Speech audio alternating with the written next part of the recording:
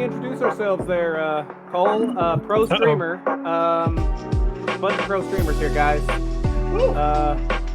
How'd that audio go through? Pretty good? Yeah, went through great. Let me tell you, went through just beautifully. Oh, I can hear it now. There we go. All right, so take two. Hey there, folks. Welcome. My name is Cole, aka Ice Cold Brew. Welcome to Game 2 of the Greater Restoration Extra Life campaign. My pronouns are he, him, they, them, and today I am joined by the wonderful Strike. Hi there. Celine. Hi. Mervin. Hello. And God. Hello. And now today we are playing Wagon Wheel by WL Marigold Crow Humphreys, a Hat of Stew Pot, which is a game by Takuma Okada. This is a GM-less game about restoration and healing after a grand catastrophe in which former adventurers find new ways to help folks find their way in a new world. Our principles as players are going to be let small moments have huge impacts, build on what has been established and never reverse what someone else has said, make bold choices, ask questions of each other, and think of the job skills as literally or as figuratively as you want. And if you want to check this game out, you can find the game over at braverun.itch.io. Don't forget to leave a review and share some of your experience with the game if you play. Now, for the game itself, we, the players, took time as part of our prep to set our lines and veils, and we will also be utilizing an X card by placing an X in our chat. As well as taking care and preparing for the game itself, we also got together to talk about our tone and aesthetic for the game, as well as what the calamity was that caused our adventurers to go out and what they are hoping to repair. Some of the tones and aesthetics we talked about in our game was airship islands being pulled by flying whales, now all separate and split off from each other, with a focus on complete changes in society and loss of the islands. The calamity itself is... Actually, I have a different part to read. To talk about the calamity, what we learned is every year the sky whales migrate across the plane along certain practiced and predictable paths, well known throughout the plane, and every year the Wandering Archipelago, a collection of island city nations carried by the aid of the whales, meet and celebrate their reunion with the Migration Festival. The Migration Festival is a time to trade, exchange goods, and reunite with those from other sky whales and celebrate that union. This year, however, something has changed. The Wandering Archipelago started the Migration Festival in fear and worry with the realization that people were missing, that islands were missing.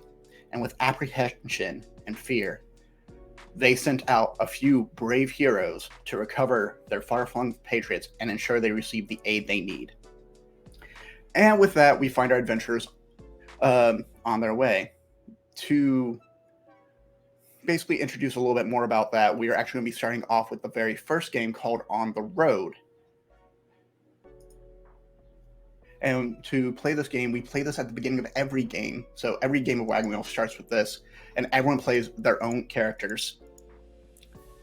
And to help introduce our characters, just to kind of talk a little bit about it, we see a house. It's a bit of a mishmash. It's a lot of different varieties floating along, being pushed by two flying creatures, narwhals themselves. Everything leans a little bit to the side, and we see someone moving around inside the house. And with that, Strike, could you go ahead and introduce your character and what they're working on inside the house? Sure.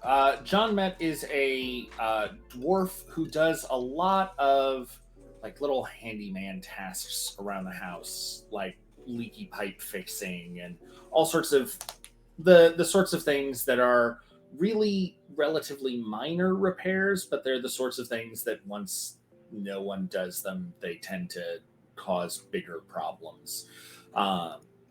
He's got a sort of a tunic jumpsuit style clothing on with a big red beard, and he's got a big work belt with a bunch of pouches and pockets on it, and each one is filled with all manner of little, almost like junk drawer-esque sorts of things. Screws here and there, bits and bobs, because you never know when you might need a bit that will go in, and especially in our particular sort of roaming situation, there's often times when we don't have access to a hardware store or regular supplies or the like, so you just have to make do with what you've got. He's probably half buried underneath one of the sinks, just trying to make sure that the piping is flowing properly and not all messed up. Mm-hmm. Yeah, and we see John Met continuing to work on the piping under the sink, and across from him, Celine, could you go ahead and describe your character and what they are doing as John Met is working? So as John Met is working and doing, whatever it is, kind of tinkering that he's doing, Angel's probably sitting either like half hanging out a window. It's not uncommon for her to just sit and like have her legs dangling from a window frame, or kind of like lounging, working on whittling something with her hands, right? She will whittle anything. If she can figure out how to whittle a rock, she'll do that. Soap, whatever she can get her hands on to just kind of do, and sitting, just kind of enjoying the sea air. She's wearing some really soft, like knee-high kind of boots that are just great for generally walking around in. Black, tight kind of leather pants, more for like adventuring, kind of, not like clubbing type leather pants, if you know what I mean. Just so we're clear, right? A kind of loose fitting, like off the shoulder type shirt like this one, and just generally kind of enjoying the day and the sunny weather or rainy weather or whatever happens to be going on. And outside is especially bright and it's pretty serene. The north walls themselves are keeping it at like a fairly even pace and taking it quite easy. And outside, maybe enjoying himself, watching the sun across the clouds, we see another individual. And God, could you go ahead and introduce your character for us? So my character's name is Wiley, and he probably wears like a soft black robe. You would see him just constantly muttering about, kind of under his breath a little bit, about how great someone else is doing. Like, for example, John Met, if Wiley was in there, he'd be like, he's fixing that real good. That's a good job. He's doing good. That's the best pipe fixing I've seen all day. That's fantastic. Wiley does his best not to have to work, to the point of making himself invisible at times to be hard to find, climbing up on top of roofs or different nooks he probably shouldn't be, to smoke a pipe or two and just enjoy the scenery as it passes by, just thinking about life and things. And then when he has to do something, it's usually something that using his magic in some way to make something for someone else. He can maybe take a broken tile roof or roof tile and turn it into a fork if we're out of forks. Just random little knickknacks that just in case John Beck can't make everything, I can fashion most of anything else when I am caught to work. And as Wiley is complimenting and trying to avoid work while supervising, is what it sounds like to me. It sounds like you're supervising, honestly. I'm the best supervisor ever. We see wandering in Um, Mervin, Mervin, why are you coming in? Describe your character, and what are you carrying? Gladly. Well, Thomas is. Well, Thomas can best be described as a perpetually exhausted pigeon. He enjoys going out uh, into the garden and doing what he can to cultivate different vegetables and fruits that have been lost over time, trying to bring them back.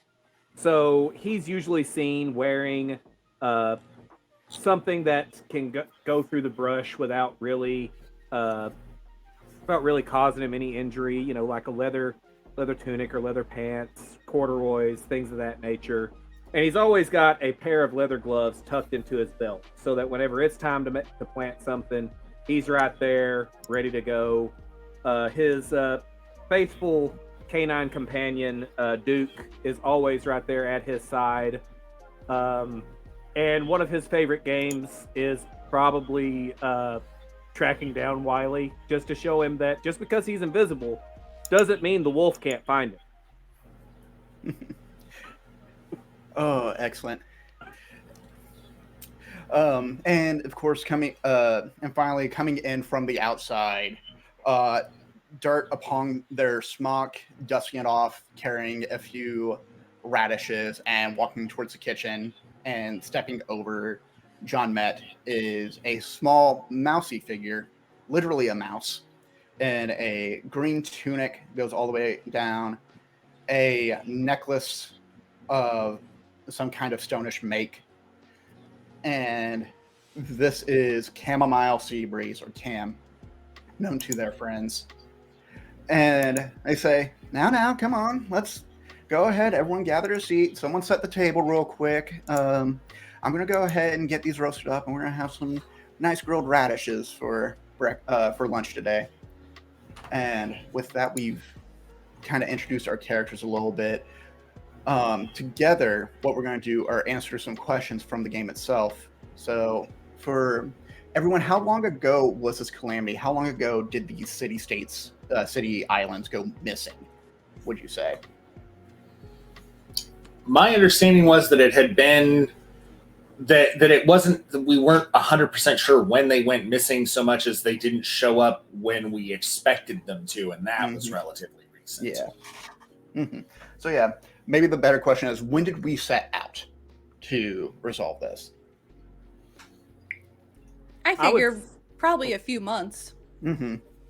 Yeah. Like enough to like know each other, but not enough to like, necessarily be besties. Mm-hmm. And yeah, so that actually answers the second question of how long have we been traveling together, with that being a couple months. And we all travel together to reclaim not reclaim, wow. Yes. Reclaim. We must reclaim these islands For the honor. That's a different game. But no, we go out to find family and friends. Some of us, it's more personal for us than others. But together as a group, we all came together to find these people and find out what happened and resolve the issue, give them what resource they need, and help them find their way back to the Wandering Archipelago in time for the next festival. Now, the next part of this game is each player should ask one of the following questions of another player and make sure that everyone gets asked a question. I will say there are a lot of questions. I will not be going through all of them, but we can all take turns picking a question and we can ask it to another player. Just get at least some kind of like past history with each other. And I'm going to mute my Discord because I have another just Discord group going off too much. All right. Streamer mode. Mm-hmm. It's wonderful. Oh gosh, just so many pings. Yeah, I'll start this off. Wiley, I once showed you a hidden spot I found that brought me peace. Where was it, and what secret did you tell me there?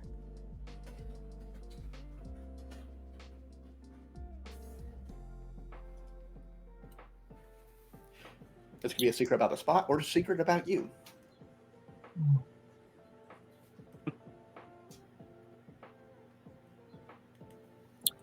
I would say that the place you probably showed me would have been probably a room that doesn't have a door anymore, but there was a board that could be moved just right enough for a smaller builds to squeeze in there. And it probably had a window facing outside, so we could still see outside, but then be protected from outside weathers, like if it was during a rainy day or something. And since I enjoy little nooks and crannies like that, you probably would have thought that would be an interesting spot for me to know. And while we were there, and just kind of looking out at everything, I probably would have told you as my secret that I like hiding places like this, because then I don't have to show that I'm not good without using magic. I can't fix things like Jean Met. I'm not a gardener like Thomas. I can't make things naturally from the ground. I can't cook like you. And I don't have a carefree attitude to just be able to hang out of a window like Angel without having that fear of falling. That this room makes me feel safe, and that still lets me see the outside world. Oh, I like that. That's lovely. All right. Let's keep going in the clockwise from. I'm looking at the spread, right, the splash screen right now. Let's go clockwise for me. So John Met. Who do you want to ask a question to? And what do you want to ask? I'm going to ask Thomas a question. Uh-oh. I mean, go ahead. I once asked you to obtain something for me that I couldn't get myself. What was it? How did you get it? And why did you get it for me?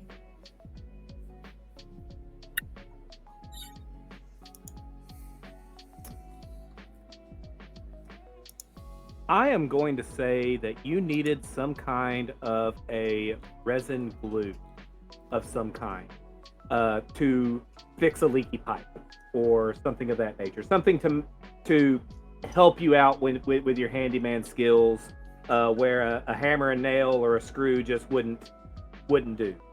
To that end, I went out when we stopped one night when the narwhals decided that we were gonna take a little break and visit an island. I went out on the island and I found some trees with an exceptionally sticky sap, and harvested some of that sap for you, and brought it for you, knowing that when it hardened, it would help seal in what you needed to seal and keep it all together. Sounds good to me. Mm-hmm. And Angel, who would you like to ask, and what would you like to ask of them?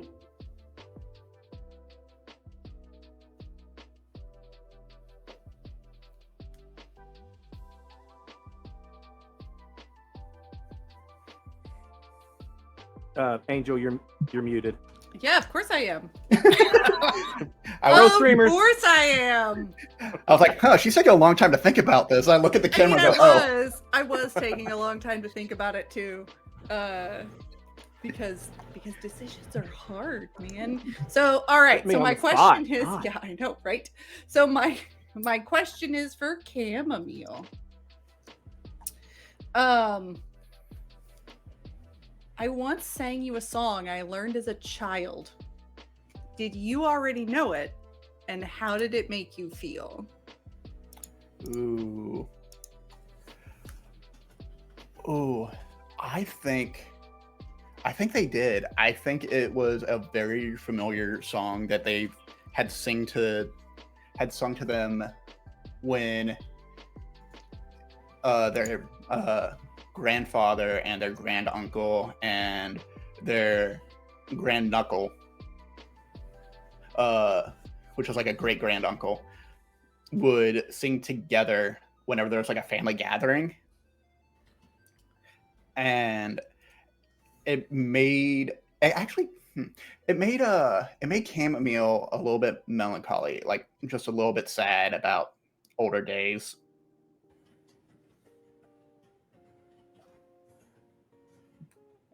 I feel like it was like a super happy song, right? Yeah. It was like something that like, and so she talks to you about it and she sings it to you trying to cheer you up. And then it brings back all these memories, and Chamomile just kind of just wet fur around the eyes. Quiet, and Angel's like, I can't even with you, and she just walks off.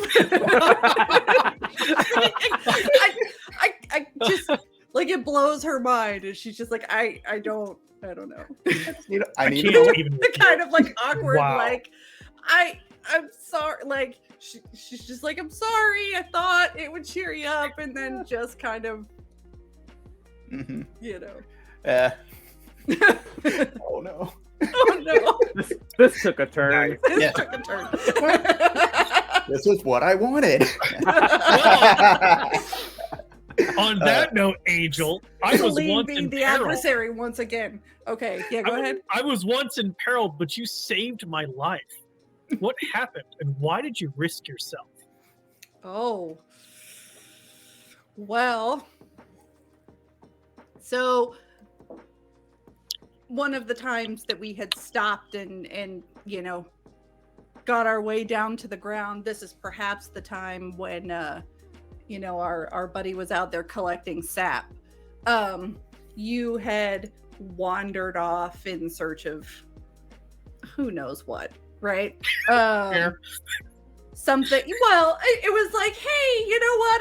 I'm just gonna go and enjoy, you know, this, because we were trying to get something together, and you're like, yes, I will go fetch the thing, and off.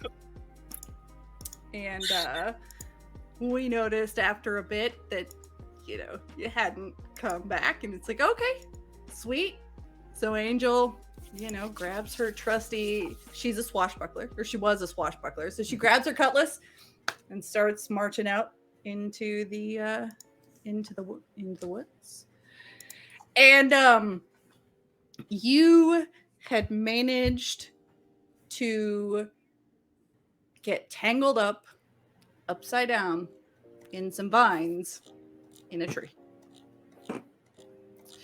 And you weren't screaming because you knew it was kind of a ridiculous position to be in. But Angel cut you down, and just kind of looked at you and said, so we're just not going to say this ever happened, right? This never really, I mean, did this happen? I don't know what you're talking about. Yeah. Yeah. You just remember that for next time. Okay. And then she you know, she kind of parted ways and let you come back on your own, and she kind of came back on her own. And I like that she saved my dignity like that.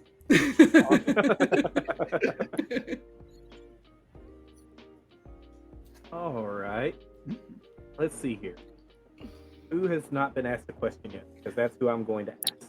I think John Matt. John Matt hasn't been. Yeah, asked I a have question asked yet. a question, but I have not been asked a question. Yeah. Wonderful. Then, John Met. I once came to you for advice on something that was really bothering me. What did I need advice on, and what did you tell me?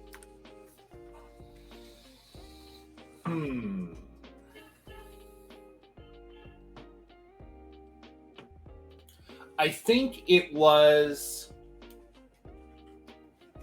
I think you asked me for advice on something that was an eminently practical matter as a metaphor for what was actually bothering you. like you were having trouble with your boots being uncomfortable or something along those lines because they weren't fitting quite right.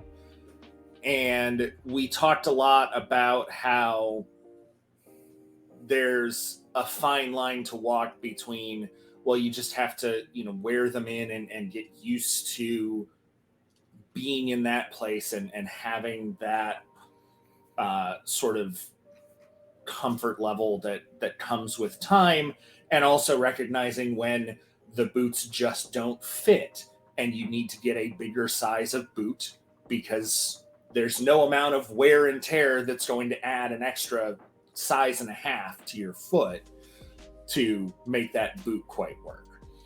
And I think that it was apparent to both of us that you didn't really have a question on your boots, but I think that that's how we couched it because it was it made you feel more comfortable as far as how that advice went. It was easier to talk about boots than what it actually was about. I like it. Picasso. So real quick, I just want to throw out there, we did hit our next goal of $200. So that's super exciting. Right. So at the next time an announcer is on, we have another giveaway. Just a reminder, there are incentives. You can donate to the game to influence the game. ! Incentive Cole.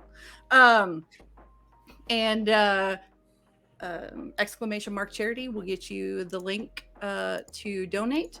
Again, we're raising money for Extra Life, and I'm just throwing it out there.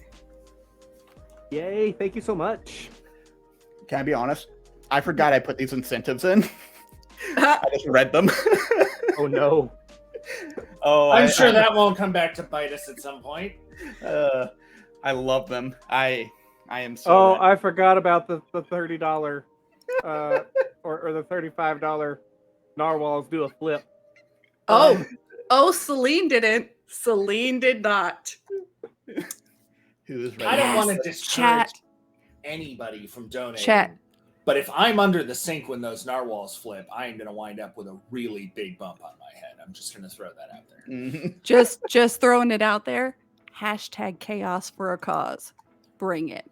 Let's Chaos.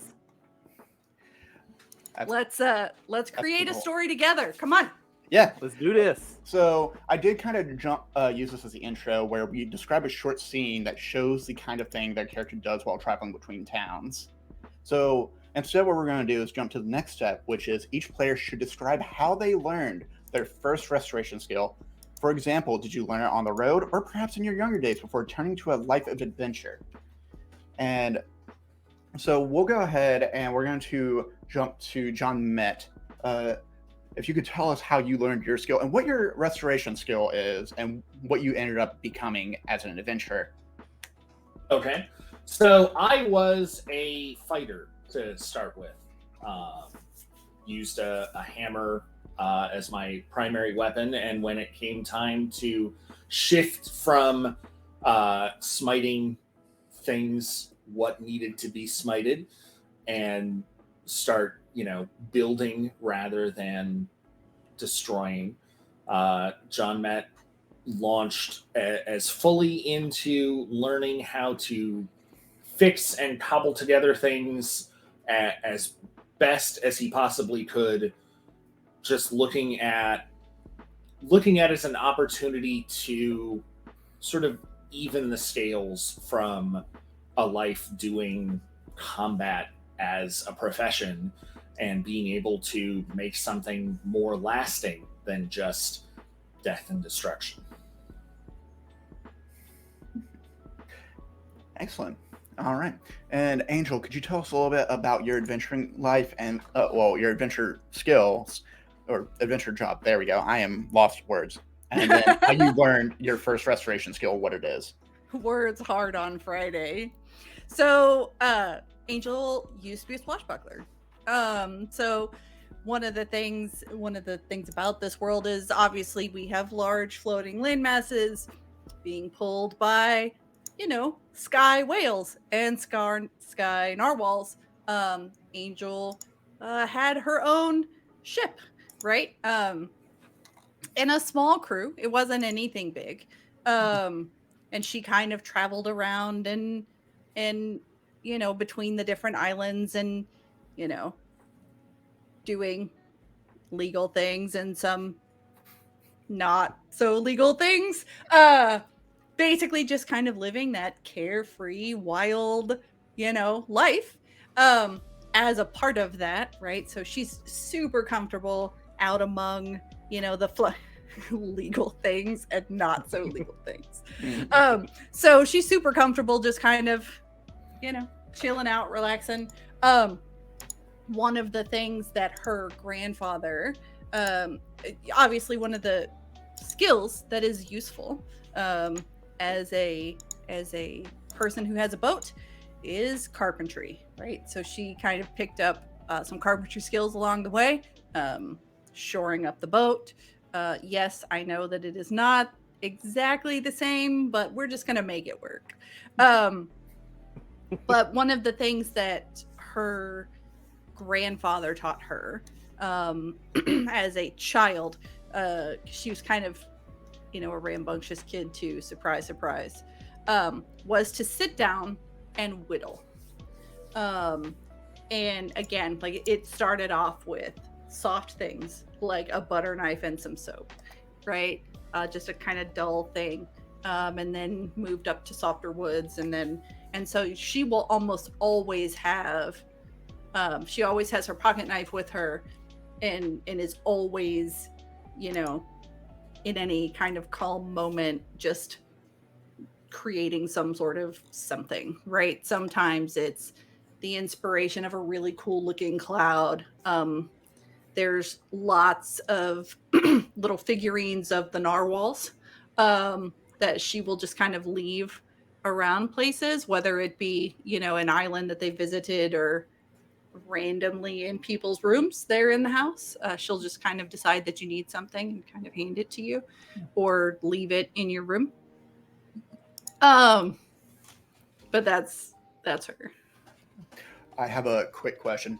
Are the narwhals we have pulling our ship, which I should mention, by the way, on the side, you see the ship is called the Icebreaker. I forgot to mention that way earlier. I should have. But are they your narwhals, out of curiosity? Did you offer them for the adventure because you're like, I want these guys?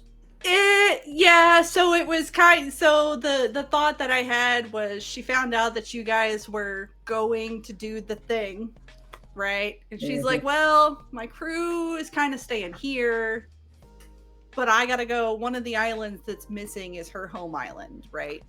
Her home island that she doesn't really get to very often. And so while she's not super open about that, she definitely wants to go help and find that. So she was like, well, guys, like, I have these narwhals that can pull this for you. I'll even do it, kind of at a discount. Like, you just need to, just do me a favor. There's gonna be some things. You just need to look the other way. There might be a false floor. Don't worry about it. But yeah, no, my narwhals are super well trained. Like, we've got some good mileage left on us, nautical miles, of course.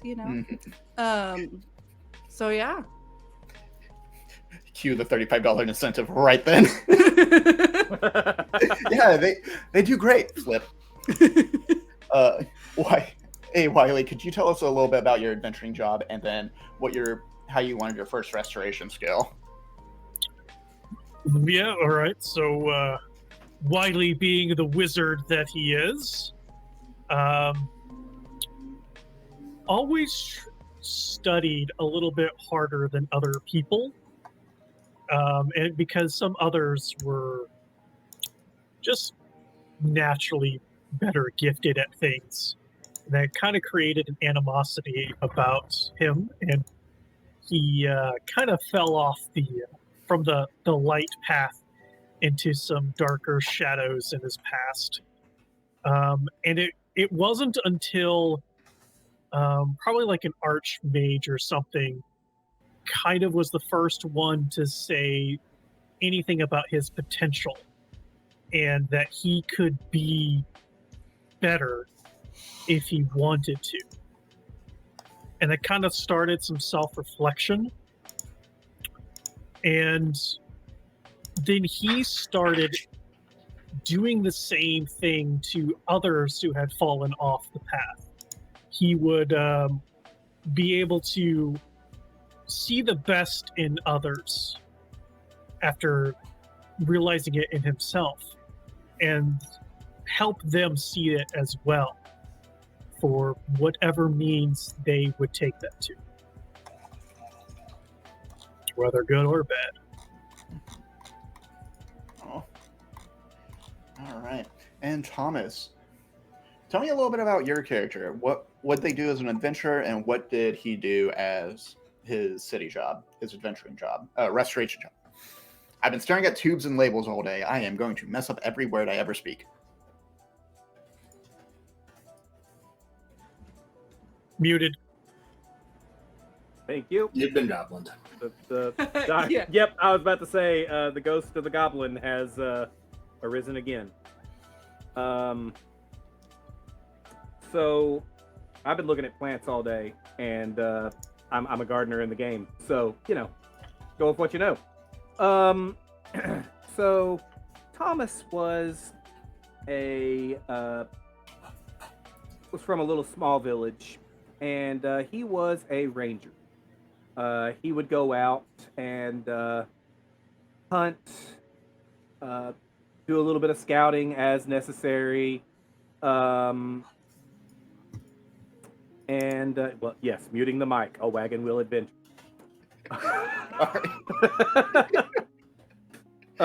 That's all part of being a good ranger. Is that's all part of being a good ranger, is knowing when to be quiet. So Is that really what makes a good ranger? I'm gonna go with it. Yes. Sure. I Look, when you gotta stalk the deer, or stalk your prey, silence is key. Strike. I'm just looking at alternate monetization avenues. That's all. Hey, I'm for it. I'm 100% for it. Oh my god. Oh, why didn't I think of that sooner? Lordy. But anyways, he was a ranger. He would hunt. He would scout out. He had a faithful little wolf companion that would run with him. Just he would do a lot of hunting for his village. But in lean times, when some of the animals had moved on, or they had to move between island to island because things were scarce on this island, his family would also garden. And he learned from a young age how to appreciate you. He learned from a very young age how to cultivate plants, how to raise the seed, germinate the seed, and get the seedlings to sprout, and how to survive off the land as necessary. So that's what his restoration job is. Words. Excellent. He also knows how to make some really good pipeweed for our wizard friend. That is an actual skill, and it's very important to the game. Pipeweed is very important. Mm-hmm. Exactly. All wizards need it. And yeah, so for chamomile, they joined the adventure as a cleric, as a religious sort who was there to basically ask for guidance among the deities that they have. They were there to provide guidance to others, and once the adventure came to an end, they wanted to continue their practice of learning to cook the way their aunt taught them. Their aunt, of course, was very well known for making like amazing spreads of food with a huge variety where everything had like a little bit of a different flavor, and wants to get her back for the extremely spicy pecans she gave them at one point that sent them crying into a well for about 10 minutes trying to get the heat off their tongue. Okay, that just sounds delicious, though. Yeah. Honestly, that's how I actually prefer things like that. So, yeah. And with that, we are going to go to the next part, which is we arrived to a new town. But I'm going to do something a little bit different. So together, what is the name of the town we are heading to? What is that? In this case, what's the name of the city, the island we are heading to first? What area? And what do we expect to find? How big is that place? What kind of area surrounds it? And what's the weather typically like that we expect to see when we get there? This is a question to all of y'all, of course, too. So I am the worst at names. So if you were going to come to me for names, I'm going to go straight to a name generator dealie on another monitor, go from there. As far as what kind of weather we can expect, though, I feel like it's kind of a blustery early spring day. And when I say that, I'm coming from somebody who lives up in Chicago. So probably on the cool side, relatively windy, but at least clear skies, no precipitation going, but definitely on the cooler side. Okay. Does anyone have a recommendation for a name? I do have one just in the wings, just in case.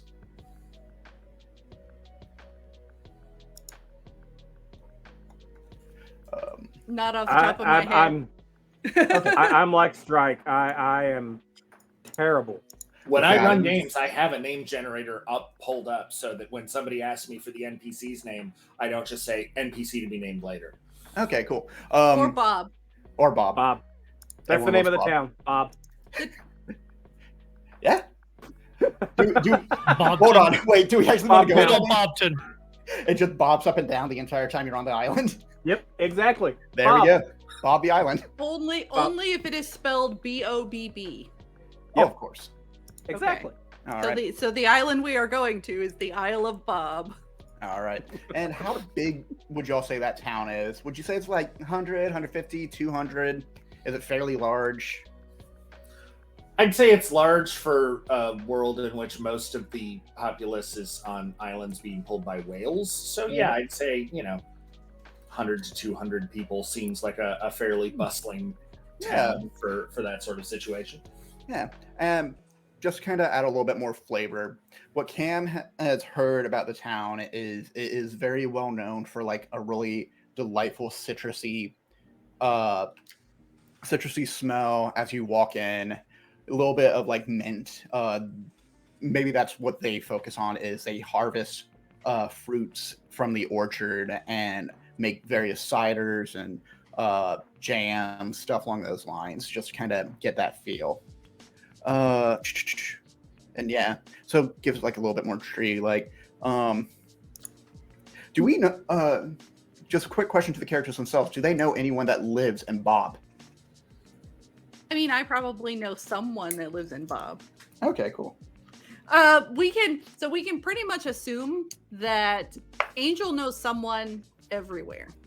Now, whether they're on good terms or not is a completely different story. Mm-hmm. But Angel knows someone everywhere, and I'm totally willing to leave that up to a coin flip. I was actually going to recommend maybe we should do a coin flip next time we see an NPC. So. Okay, excellent. And yeah, so that's what we expect to see in the bobbing island of Bob. We, of course, come in, and the weather has been very nice, bright, and sunny, and we expect like a nice cool breeze coming through. And it is at this time the clouds start to darken, and we see a swirl gather in the air, and we see a tornado coming towards Bob. And it gets more and more intense, and we can feel the smell coming through the air. And we recognize that smell. We go, that smells like fish. Why does it smell like fish? It's not supposed to smell like fish. And at this time, I should tell people we did get a couple donations. One to change the smell, one to change the weather to less than desirable. We are currently in a storm that has a tornado, and as we are trying to fly in closer, people are waving us down, trying to get us to safety. And at that point, the narwhal sees someone giving a certain signal. We are all inside the house, and they do a flip. Cam, of course, is currently trying to lock up cabinets and gets flung straight into Angel's room, where Angel, quickly describe your room and what comes dangerously close to injuring Cam. So Angel's room looks like you would think kind of like a ship cabin. So she sleeps in a hammock because it's just comfortable. There's not a lot in there. It's pretty, you can tell that she didn't really intend to move in.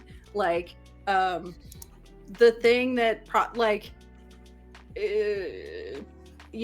imagine like if she's at the house, she doesn't necessarily have like her cutlass on her. She does keep kind of hooks on the wall, keep it kind of mounted neatly. And so I'm guessing as the as the house flips, she realizes that the hooks are probably not as sufficient for in this house as they were, and her scimitar or her cutlass comes off the wall, and as you come in, the cutlass comes and just kind of right there in the wall or ground or whatever next to you. She's just kind of like sitting in the window, and she's got one hand like on the frame. She's like bracing herself with her leg, and she's just like, this is just normal for her. Cam, you almost Final Destination did. Oh. I did. I totally almost Final Destination did. Cam's glasses, as they're flying through the air, come flying off, and they catch onto the cutlass right on the bridge part of the frame, and they just kind of spin around and around and around, and then just land on the floor right in front of Cam. Oh dear. So we know what's going on with Angel. We know what's going on with Cam. Let's see. Thomas, what is going on when you experience the flip? So Thomas, noticing the swirling clouds and everything, knows that some stuff's about to go down. So he is actually in the greenhouse trying to secure some of his plants that he's getting ready to actually transplant into the garden itself. He is at one of the tables that he uses to pot everything, and as the flip occurs, he grabs hold of the bottom of the table and is basically hanging there as the whale does its little loop-de-loop. As the narwhal does its loop. Poor Duke. Poor Duke is on the ceiling of the greenhouse for a minute and is doing one of those, it's like he's running in a hamster wheel, basically, trying to keep his feet on the ground.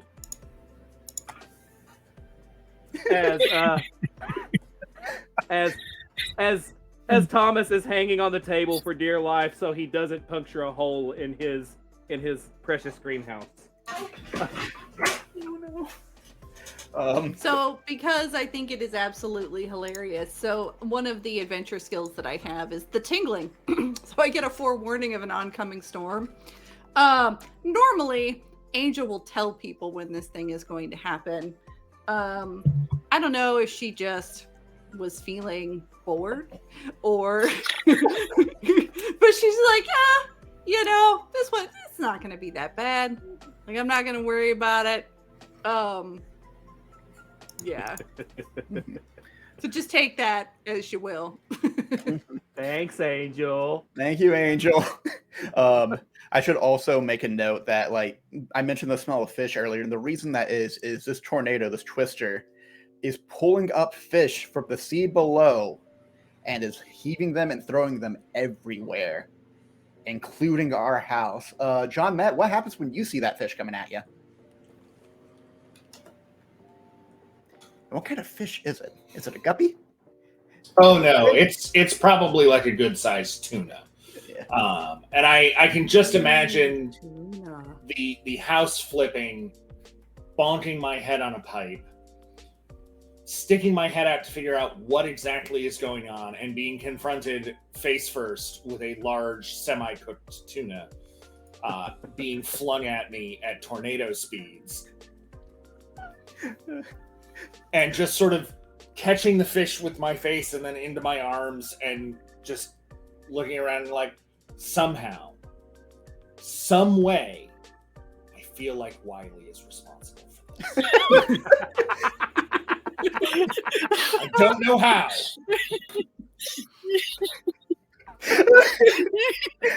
All right. Somehow. Well, I think that's a leading question. Wiley, are you responsible? How did you do this, and what are you doing to prevent it? So luckily everybody's inside. Nobody saw that I got bored and went outside and turned a piece of rope into a really long feather and was tickling the narwhals underneath their bellies. And then holding on for dear life as instead of them making a turn, they went whoop! Oh my god. Oh my lord. I'm just like using magic to like make ropes wrap around me to hold on as I'm and like wide-eyed under the rope, disappear with invisibility and walk away. Nobody knows it was me. Cam, of course, is like crawling out of Angel's room and just like finding their feet again, looks at the tuna in John Matt's hand, says, "Thank you for catching dinner." I think it's not quite done yet. I mean, we can figure that out later. And looks out the window and sees all the people waving our ship down. First question I actually really want to know from everyone else. What seems to be their first impression of us? Chaos. Chaos, okay. Absolute chaos, because what do we do when there's a tornado? Why, we go into loop-de-loops. Oh, gosh. So chaos. Anyone else have some extra words? Oh my god, that was... Brave, borderline insane. For the same reasons. Right. Yeah, I feel like I have to quote a movie. You came in that thing, you're braver than I thought. We are a motley crew of a ship of fools is basically what we are. Like, we are, if the Odd Couple had a cast of 5, like, that's us. I love Motley Crew of Fools. Excellent. And what's our first impression of them, considering they tried waving us down and trying to do this and that based on past experiences? They must not be too desperate off if they were able to come out and try to offer some sort of aid. Mm-hmm. Caring, yeah, they're very caring. If their first instinct when there's a tornado and they see somebody pulling up on some wild narwhals is to motion us in to safety and security. Mm-hmm. For the record, my narwhals are not wild. They are perfectly well trained. They are well trained. They just got tickled. They were taunted. So do me a favor. Heads good, tails bad. Somebody flip a coin for me. I got you. Oh, go for it. Oh. All right. We got Um, tails. We got heads or tails? No, you got Tails. tails. Tails. Okay. So Angel's like, oh, this is the Isle of Bob, huh? The Isle of Bob. Okay. So we need to make sure that when we dock on this side of the island, not that side of the island. And just do me a favor. If you meet Raphael, the fishmonger. First of all, he's not really a fishmonger. Second, do not tell him I'm here. He well, let's just say there's some unfinished business between me and his sister, and it's just better if we just don't. The rest of the island is great.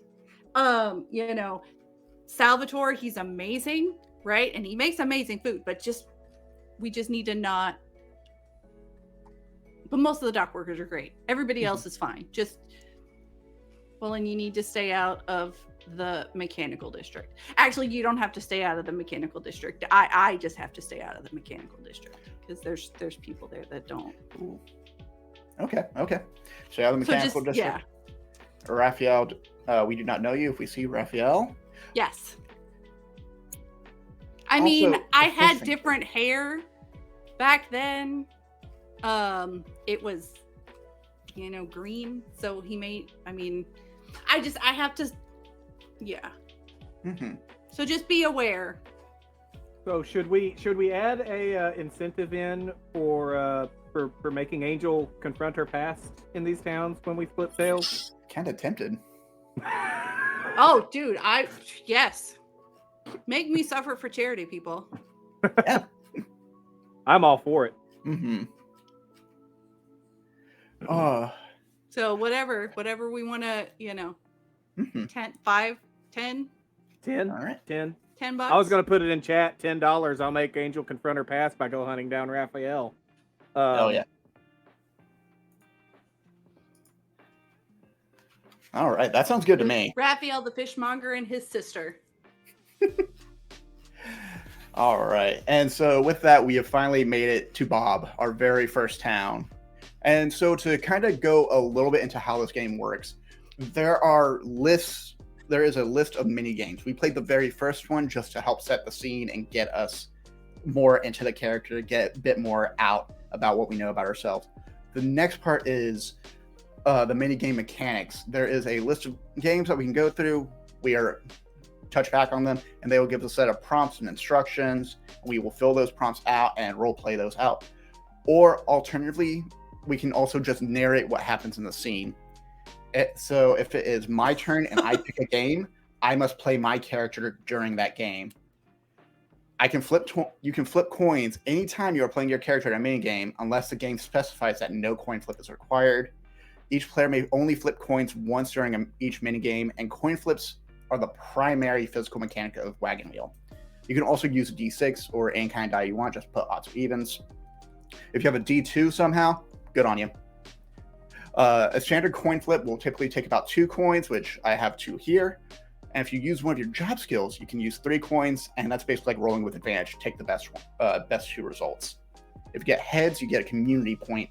Community points meaning that you are building a sense of belonging, you are building up your relationship with the community around you. If it's tails, you get a suspicion point. People start being more untrustworthy of you. People don't really want you to be around. Sometimes that could mean it may not be the villagers themselves, but whoever is in power. There could be a corrupt politician or some cops, all kinds of people that could try to push you out of town. And failing a flip does not necessarily mean you failed the task, but rather that you somehow lost trust from at least part of the community. So there are a few examples in here. We can get into that once we get into them. After 3 minigames have been played in a town, we're going to go ahead and say, we'll do 3 minigames because I think 3 and 3 should work for both towns, so we can do 2 separate parts.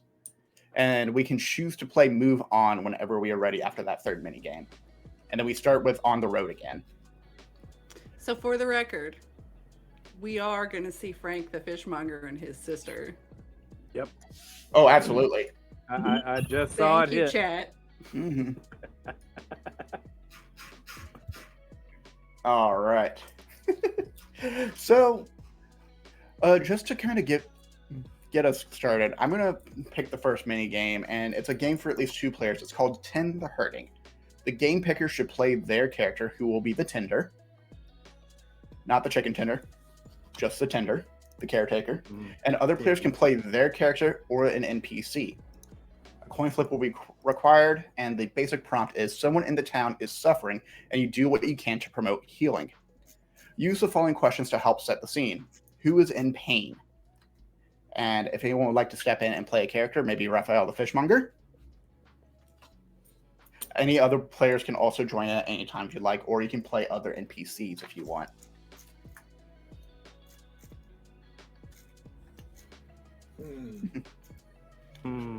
So who wants I to? don't think Raphael is hurting. I think, but I'm pretty sure his sister is the one that's hurting.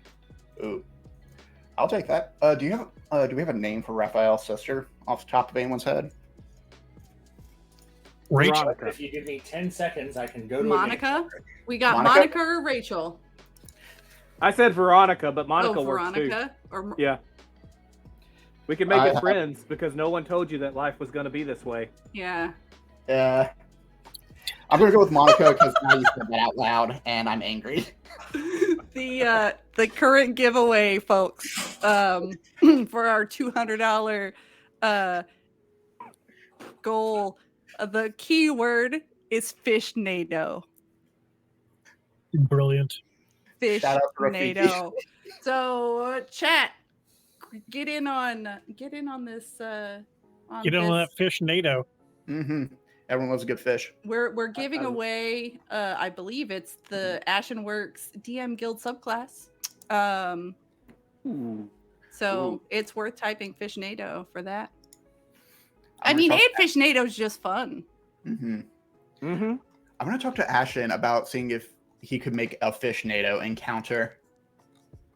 That'd be I'm certain that if Ashen isn't down for it, that it could be put to Twitter. And someone will Ashen take care can of do that it. I can reach out to a couple of others Mm-hmm. and get them to do it.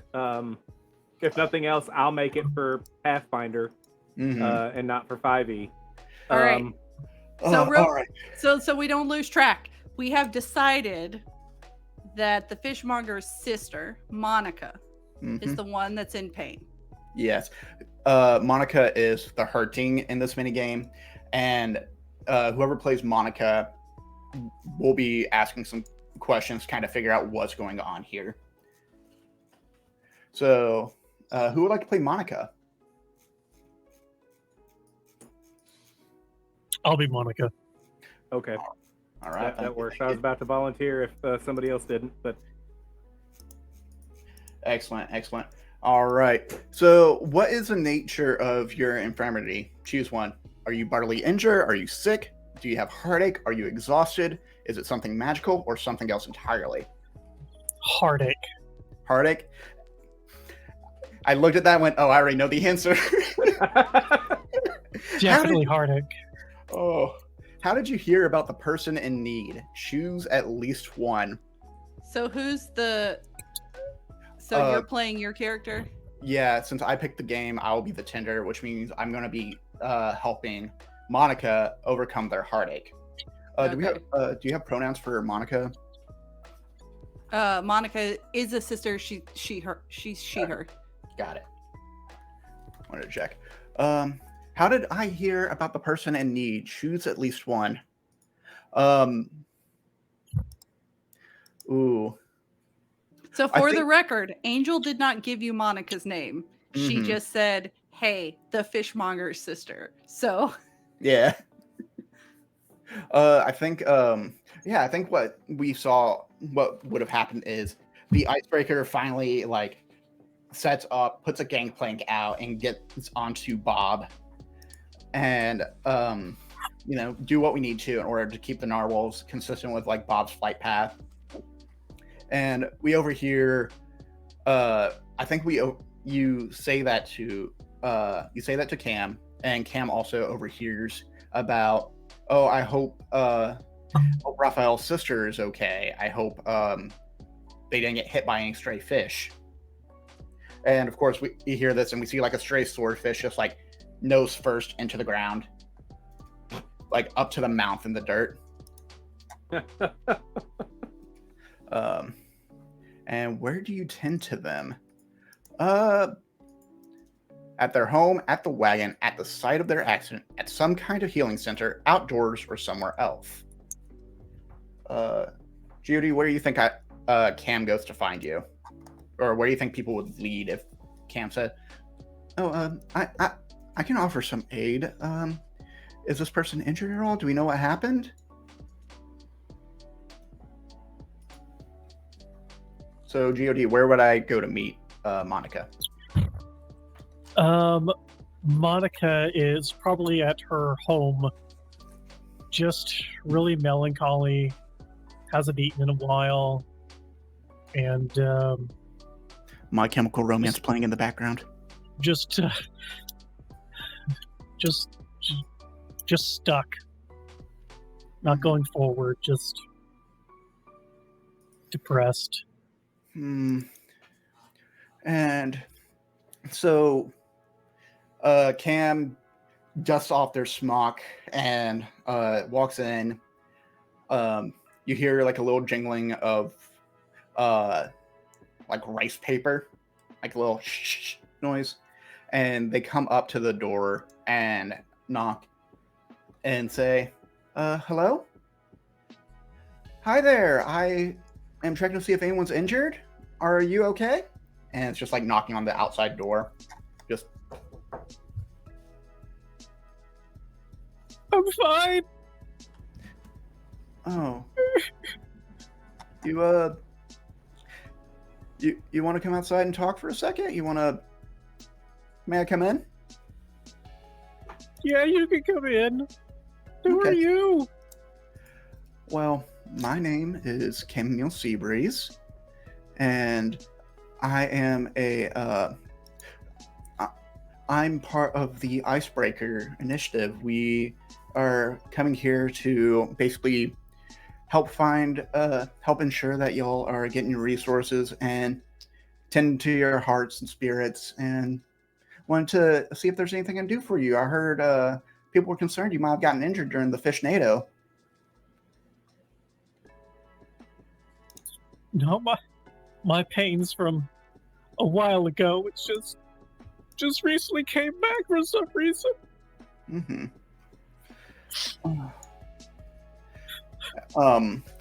I think coming in, it looks like coming inside, it's just like a very dark, very closed off room. Drapes are closed.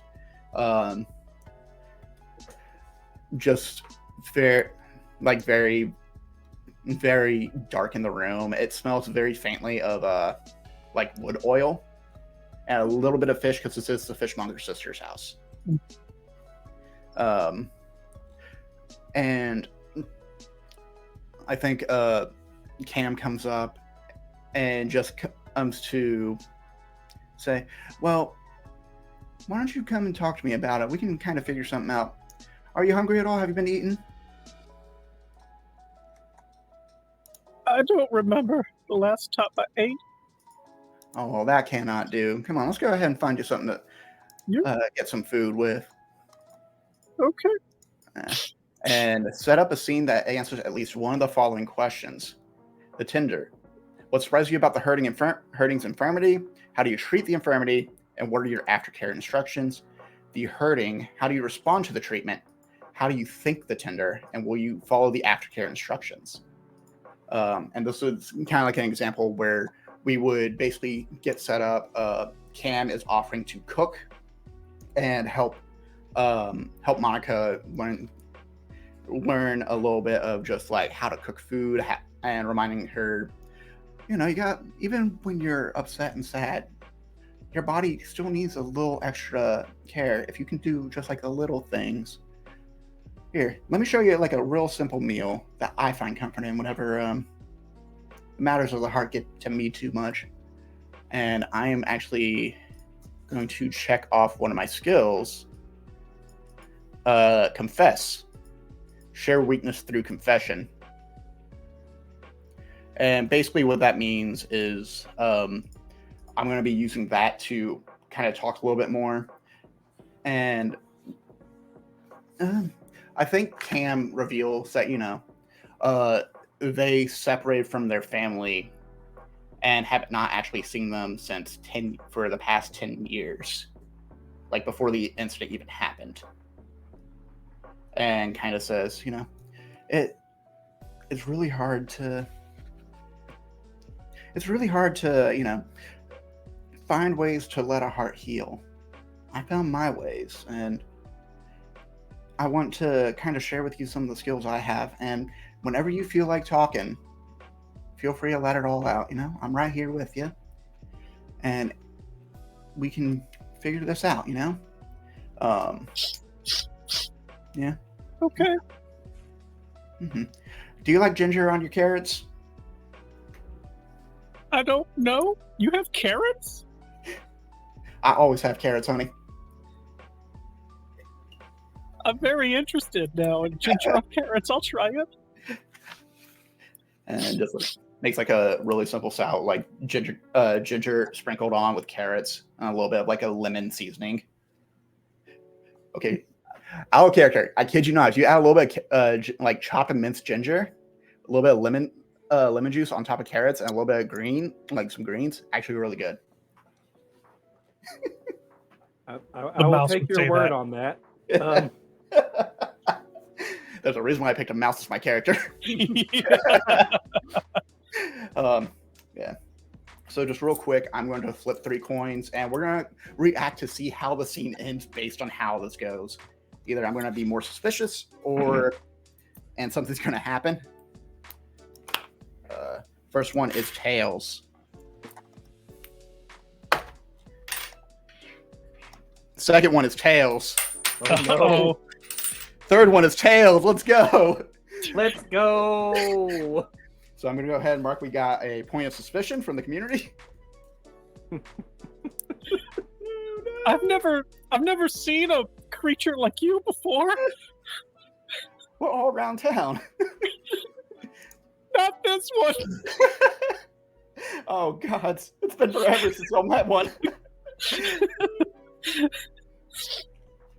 But you seem somewhat nice. I'm not sure with the whole ginger or carrots thing. That's kind of weird, but...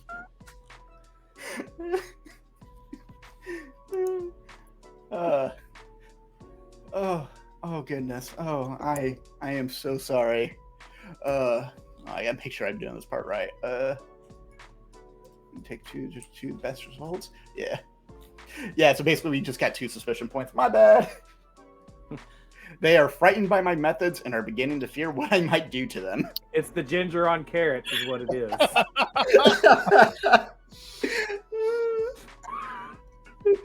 Don't mess with people's food. They have strong feelings about that kind of thing. Apparently. These are facts. Oh God, I'm tempted to look at that is beautiful. I'm loving this. Yeah. And what's a good complication we can add to this? Because like Monica seems like she's really trying to be nice. How does this go wrong?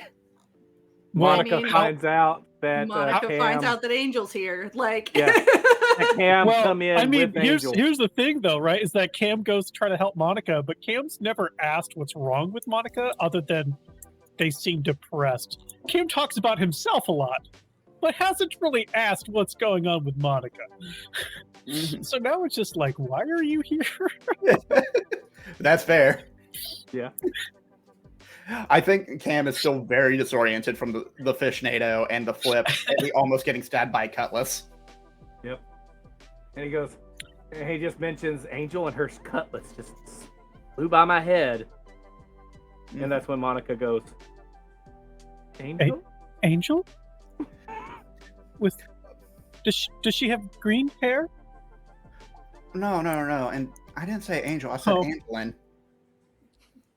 My brother a while ago ran off my green-haired angel. And I've been missing her ever since. Oh, no. Oh. Just starts like fanning themselves a little bit, going, oh dear. I've made a mistake. Eat your carrot. I'm gonna go back to my room. Oh. Well, that backfired horribly. And that's how the game ends. Hold on, let me double check, make sure. Da, da, da, da, and then we're done. Just kidding. Checked off a skill from anything. Consider recording a memory.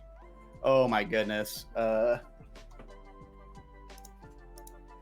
memories are how we remember our stories. Record a memory whenever you feel so inclined, but especially when you check a skill or have a significant moment with another player. So memory is basically me checking off that I did the confession about not seeing my family for 10 years and just realizing, oh shit, I haven't seen my family in 10 years. Why am I trying to help someone?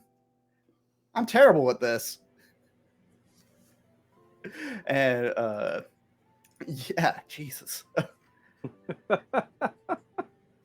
Cam, you are terrible at this. I say, yelling at my own character. And with that, we can go on to another game. I had $1 for every time I yelled at my own character. I'd be able to. Raphael probably throws you out at that point after making Monica cry more. Oh. Well, we found the whales. We can help them out, but shit. All right. With that, we can go on to the next game. John, Matt, do you have an idea, or should we just kind of let people who have an idea what game they want to play go next? I mean, if somebody's got an idea, go for it. Yeah. If not, I can come. I have a couple of things. I was thinking that with the Fishnado that was going through rebuilding the town might be the next stop as far as what we can do for these folks. That sounds good. I'm all for that. I've got an idea on what to do, but I like the idea of John Met taking over on Rebuild the Town. I kind of like that idea. Oh my goodness. Okay, so to read out Rebuild the Town. Oh god, a game for any number of players. The game picker should play their character, and the game picker can invite other players to join them if they wish. Other players can play their character or NPCs. A coin flip is going to be required. And a prominent structure in the town has been gravely damaged. Use the following questions to help set the scene. First of all, I am going to go ahead and say Cam will not be in the scene. Cam is questioning their life choices at this moment. Oh, So Maybe- I was thinking that Angel and John Met are working on the docks, right? That we got docked okay. You know, we got everything done, but everything's a mess. There's fish everywhere. Some things got busted. So plus the docks are kind of safe, right? Like I'm not going into town where I could run into people. So it's kind of like on the edge.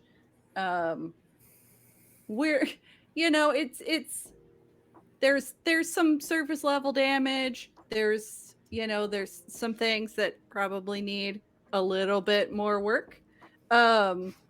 Right? But do not lick my microphone.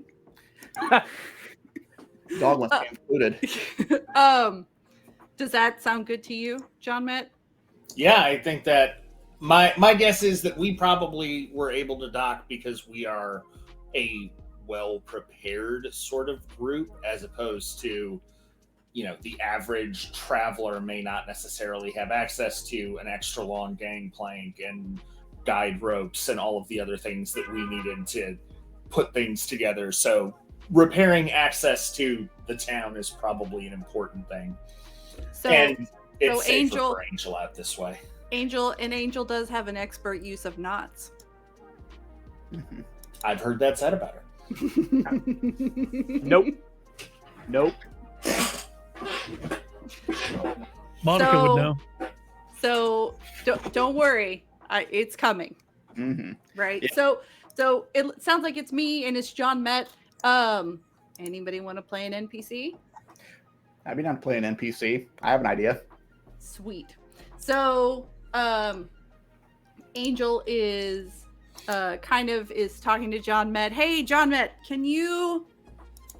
I've got this rope and it's pretty sturdy rope. Can you hold that thing, or can you keep holding that thing so that I can tie it up? I mean, obviously we need to get a hammer and some nails and some other stuff, but I think we can make this at least a little safer for people to kind of walk under and around. Yeah, the rope will probably at least help in the interim. I don't know if it's necessarily a great end result, but well, I mean, it's good term. For now, right? Until I mean, do you have a hammer? Of course I have a hammer. Okay, well then maybe you should climb up here. Angel's like wrapping the rope around and like tying this really fancy looking knot, just to make sure that it is, safe. Hey, you townsperson over there. Oh, yeah? What you need? Does this look square to you? Oh, actually, we had it the other way. It's supposed to be off kilter. It adds a lot of charm to the tower. Oh, okay. So she kind of jostles stuff around. Does she recognize this person? Hold on. One sec. Yes. Okay.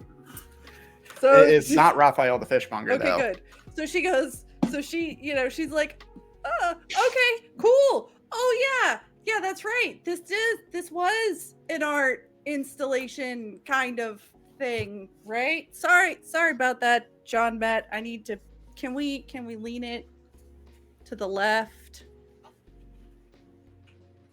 I mean, we can, but if it's not flush, it's not going to hold as well. Well, they had it. Flush. Yeah, they kind of had it to the left. We have to put it back. So yeah, so we can. So this is at least we'll get it. We'll get the rope on it, and then we can, figure out how to make it sturdier. So we are going to need some pretty long nails, or probably bolts. Bolts are probably better. John, do you have bolts? I don't know that I've got any that are quite going to be long enough for this. I might be able to figure something out, though. Okay. So I do not have coins. So if somebody will flip coins for the knots for me. Yep. First one. Heads. Good. Keep going. Yep. Second one. Tails. Ooh. So Third it is my skill. So. All right. So One more. third one. Tails again. Okay. So we don't have bolts. And as Angel is up here trying to so do I only need one or do I need two? You technically take both results. So you did something that's good for the town, you get a community point, but also you did something that people don't like as well. Maybe there's maybe it's that same guy yelling at you, saying, "Wait, no, hold on, bring it back the other way. I like that way now." And then someone else in the back says, "No, we need to keep it flush. That's what lets us know about the fish nados." So is it? And then someone says, "Just go. Someone go get Raphael. He knows. Hey, John Matt. John. Yeah. I think I need to go. Do you have do you have longer bolts in your ship? I might have some. If you check the fourth junk drawer on the left side of the cabinets, underneath some of the paperwork that I think I stuffed in there, there should be 2 or 3 good 4 or 5 inch long bolts.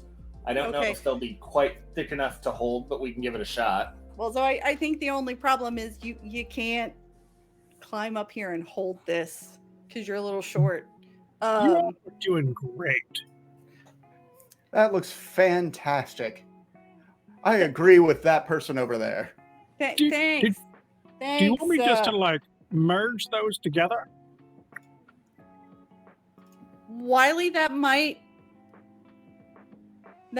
be a good idea. Will it To do hold that. long term, Wiley? I don't know. I mean, it's not perfect, but it'll hold until there's probably another ship that crashes into it or something. Listen, none of my transmutation magics have fallen apart on their own. Wiley, I here's my mean- question. Do you want to flip coins for that? It's gonna happen. So Yeah. like, Sure. I mean, I can. It's not my restoration thing. Do I still get to? No, we can just like flip coins, see how it goes. Okay. I was thinking just like heads. Yeah, that'll hold. Tails, kinda. Mix of both. My screen just acted up real quick. Maybe a mix of both. Okay. Yeah. I Or better yet, rolled. do you want to forego the coin flip and just say how it works? Flip that over. There we go. I would say let's just forego the coin flip because I'll just use transmutation magic to merge the whatever it is with the rope and the knot to the item itself. Just merge them in together so that some of like if it's like a post or something that's being wrapped with rope to hold something else, some of that post would like wrap over and around the knots to hold it into place while the ropes like get a little taut and as everything holds in together and just kind of merge everything together. Wiley, no, that's not. No, you were supposed to. No, That's my favorite rope. That's one of my favorite ropes. what?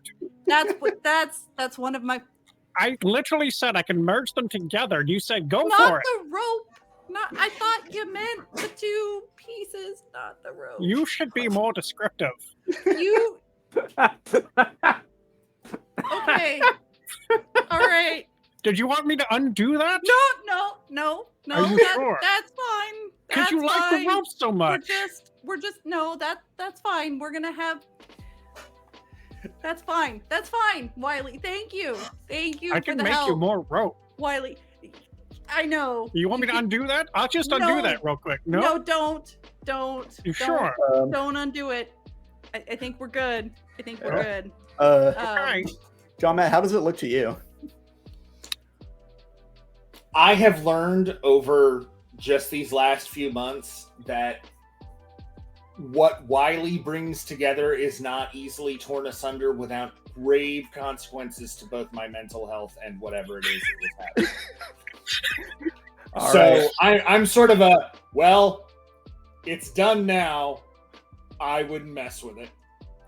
So there were some questions to go with this. How did you attempt to fix it? Choose one. You took it on yourself, or you crewed the help of your fellow travelers. I think it's more the second. Yep. And your biggest challenge is the proper materials or tools are exceptionally difficult to get a hold of, but also that turned into more of a problem than you originally thought. Yeah, I was hoping that I'd just have on hand what I needed, but clearly there were a few more challenges than we were hoping for. Yeah, and then are you successful? Choose one. No, things are worse than when you started. Kind of. The structure is in a better place, but there's still a lot of work to do. Or yes, it's better than new. It's a little different. I'm going to have to go with kinda. Like, are there improvements? Absolutely. Would I trust this thing with my life? No. All right. And if What's the town reaction? Take time to set a scene showing how things end up and how others react. Any relevant characters may be present. I feel like most of the town is glad that there is once again access to the dock because that's something that's pretty important for them all, but it sort of came at the cost of the town's art installation being kind of not really a thing anymore, which nobody's super thrilled with. And there are probably more than a couple of glances askance at the repairs that were done. And like I half imagine that it's like still sparkling, like trying as a video game to like bring attention to an area, like you still need to do stuff here. It's like, no, it's fine. There's a little question mark. Just don't end contract. don't touch it. Don't look directly at it.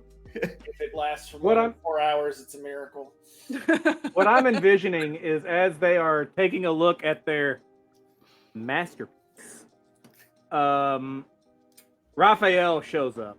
I think we're having the disagreement over the rope, right? Yeah. No, you were supposed to to just the rope. And all right. What is it that you guys are wanting me to look at? Doesn't that look off kilter to you, Raphael? Well, yeah, it does. It sure do. And now wait just a darn minute. Angel? Wait, that's Angel?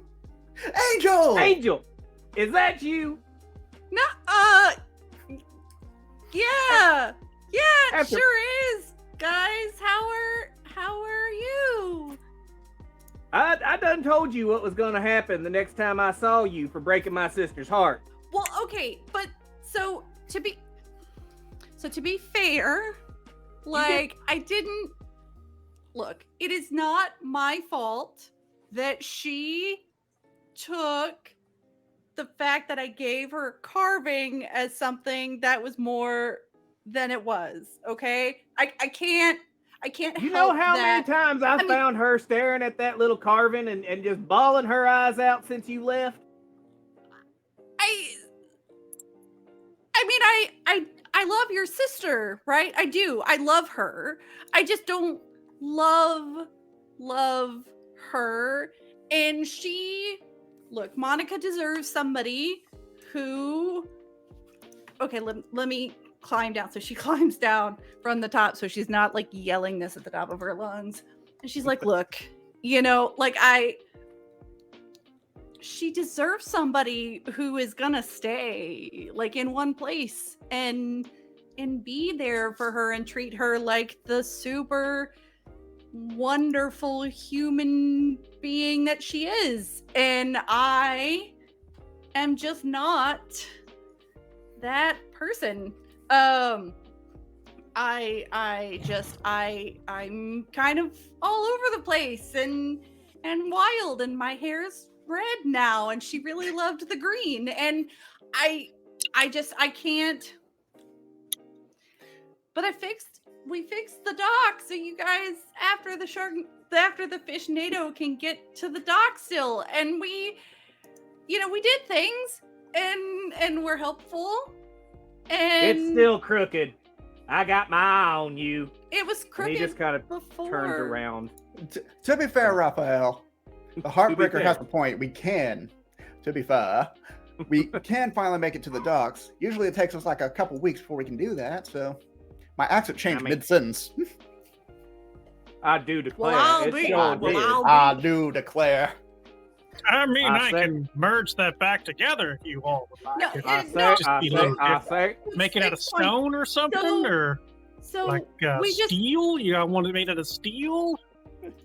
So I just want to. You're not gonna tell her I was here, are ya? Oh no, I ain't gonna tell her you were here. Okay. So a little kid comes running up. Mr. Raphael, your sister's crying and wailing again. What? Some weird mouse came into the house. Offered her ginger on carrots. Oh, Ginger and carrots. What in the Did world you- is wrong with that rodent? did you say weird mouse? You know this? You know this mouse? I go mean, invisible. They travel with us. Yeah, they travel. They travel with us. Yeah. Has anybody seen chamomile? We probably should find chamomile. And I think that we may have welcome. You know, if you guys are good, I think that scene just. I like think if you that's guys are seen, good, we can you know Raphael we can just- Raphael just kind of looks at Angel and goes, "I ain't gonna tell her you was here, cause seems like you and your friends have already done enough. But thank you for fixing the dock for us, even if it is crooked." And he just kind of walks off, complaining about rodents and Ginger. Angel just like, okay. On that note, chamomile needs to not speak to me, and I'm going back to the house. Let me know when you're ready to go.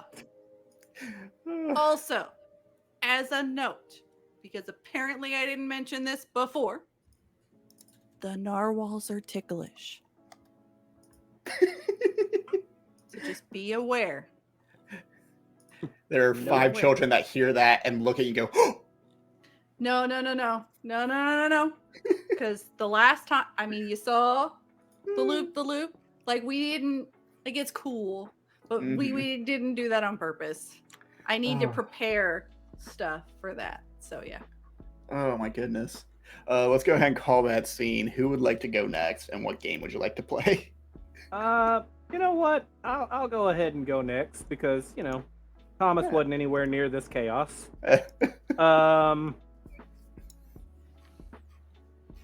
Probably a good thing. Let's see what kind of damage I can cause. Yeah. Let me get back up here to the list of games. I think I am going to do. Well, if I could get to the right page, because I scrolled right past the dang games. There we go. Pass or not pass on knowledge. Accept instruction. Oh, there we go. That's a good one. All Thomas right. is going to go see if he can find somebody to teach him a thing or two.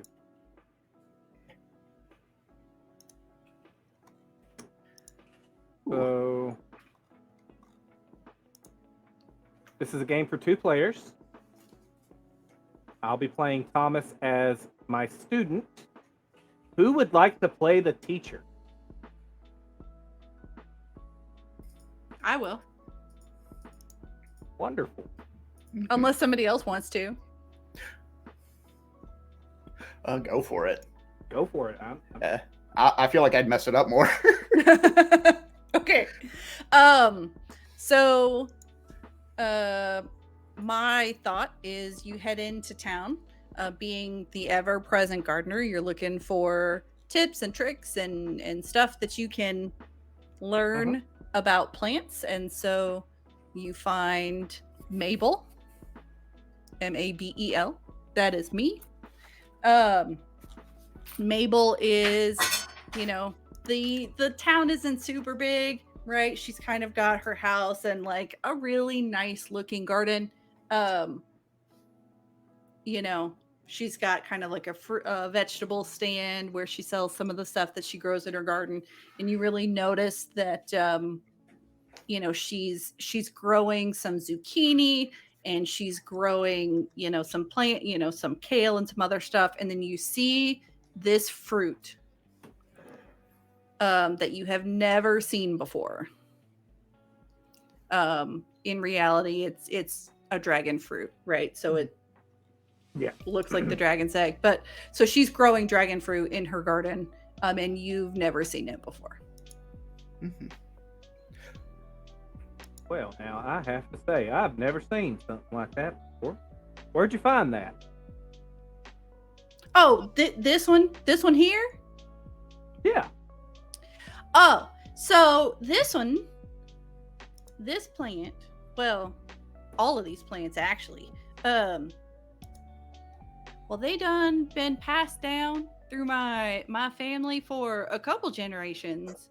Apparently my great grandmammy had one in a pot, and then when she passed on, it passed on through the family, and we just been taking cuttings and putting them in the ground, and then they grow. It's called a Dargenfurt. Dargenfurt. Dargenfurt. Dargenfurt. Yeah. All right. You ever heard of a Dargenfurt? I have to say I hadn't. But You know what? Let me. I've raised a few I've raised a few zucchini and tomatoes and whatnot, but never seen or heard nothing about no Dargenfurt.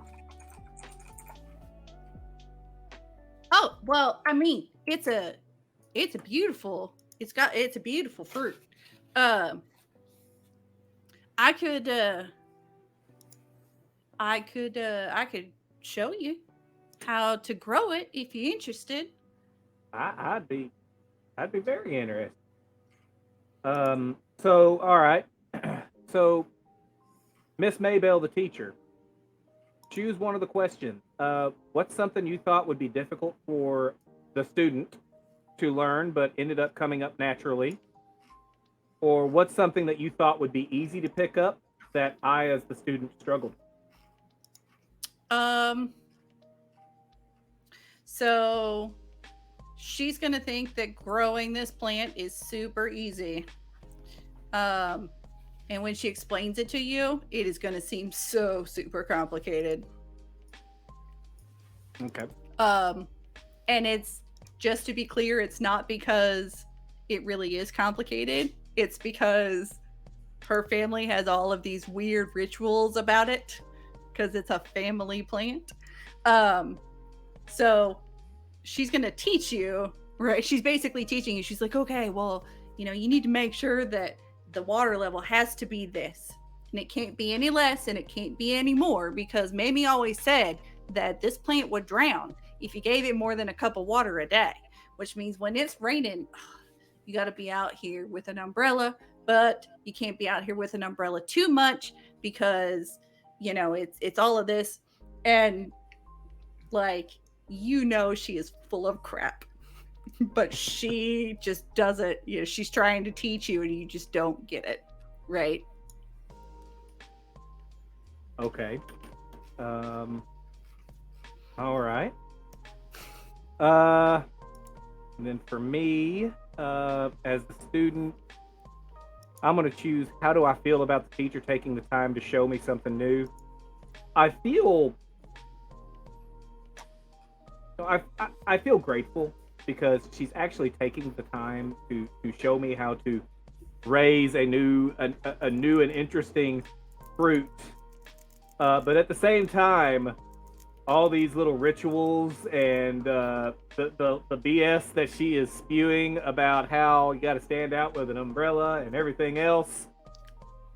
Oh, that is frustrating. So grateful but frustrated. Teacher, how long do you spend teaching?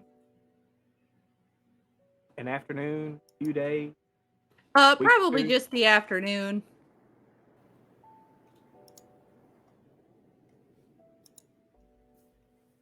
Right. Okay.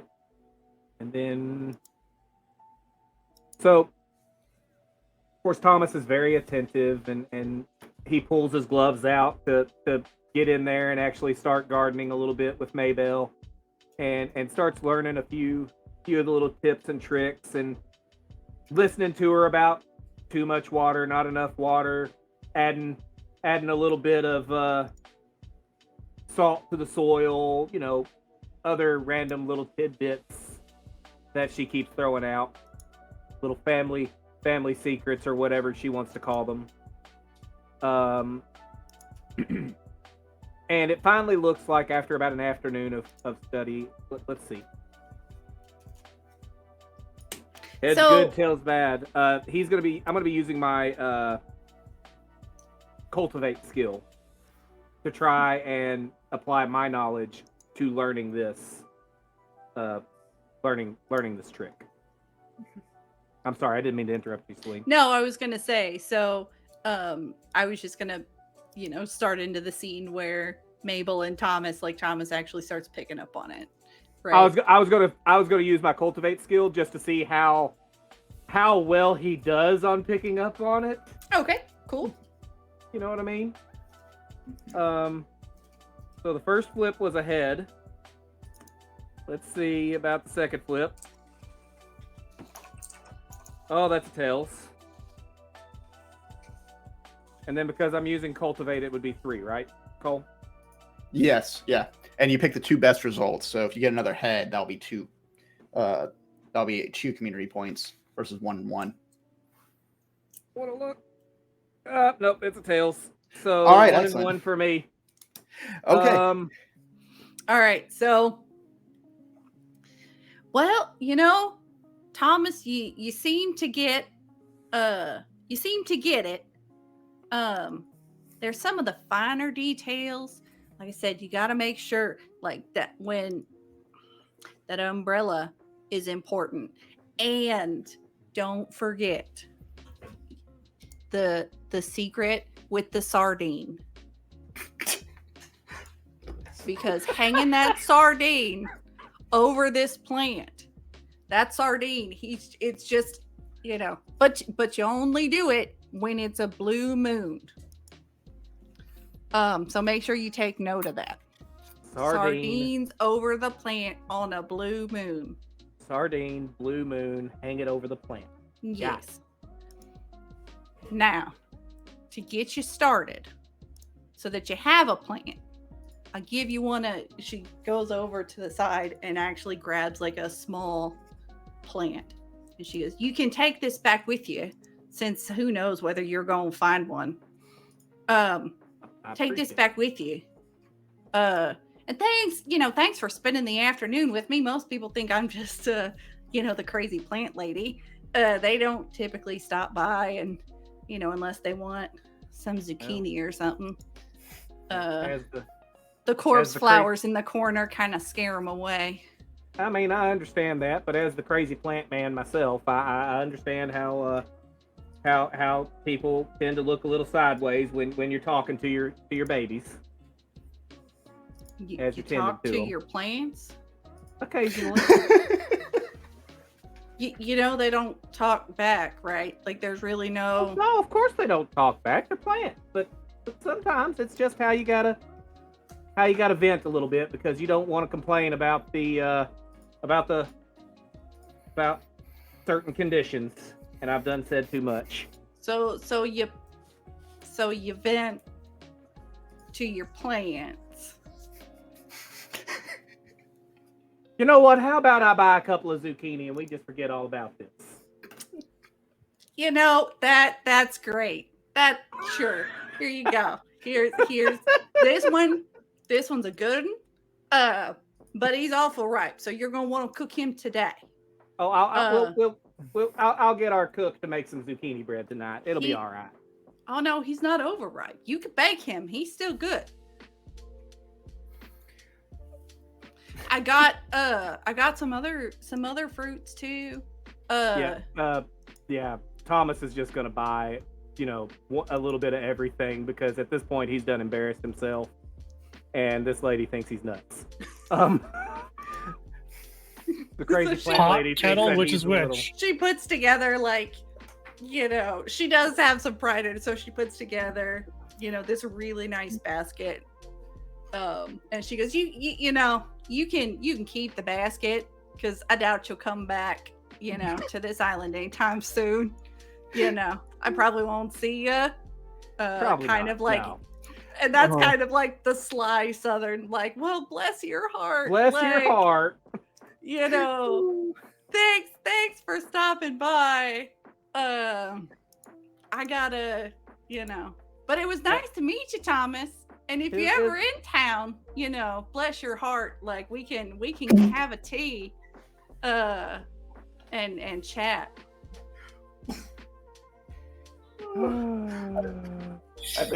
I think that's scene. I think, bless your heart. We can have a tea and chat and just like an Bless awkward your smile. heart. That. Oh my god. That's too close to Okay. home. So with that, we did get a fourth suspicion point. And so to kind of explain what suspicion points are, mechanically, when suspicion points get too high, you'll be asked and then forced to leave the town.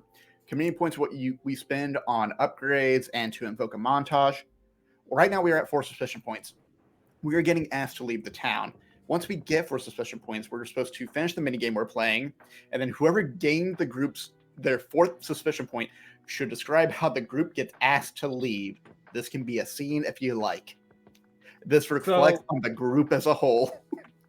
So, Thomas getting that 4th suspicion point after getting told in the most polite Southern manner possible to get the hell out. Takes his groceries and his Durgenfurt plant, and makes his way very quickly back to the icebreaker, and looks for Angel and goes, "We gotta go now. We gotta go." You met Mabel, didn't you? Yeah, I thought I found a fellow crazy plant person. I mean, she's. She thinks I'm. Did She tell thinks you I'm about, a danger. I think. Did she tell you about, the sardine? The sardines? Yeah.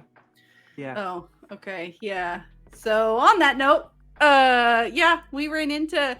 Yeah. So on that, let's all start casting off.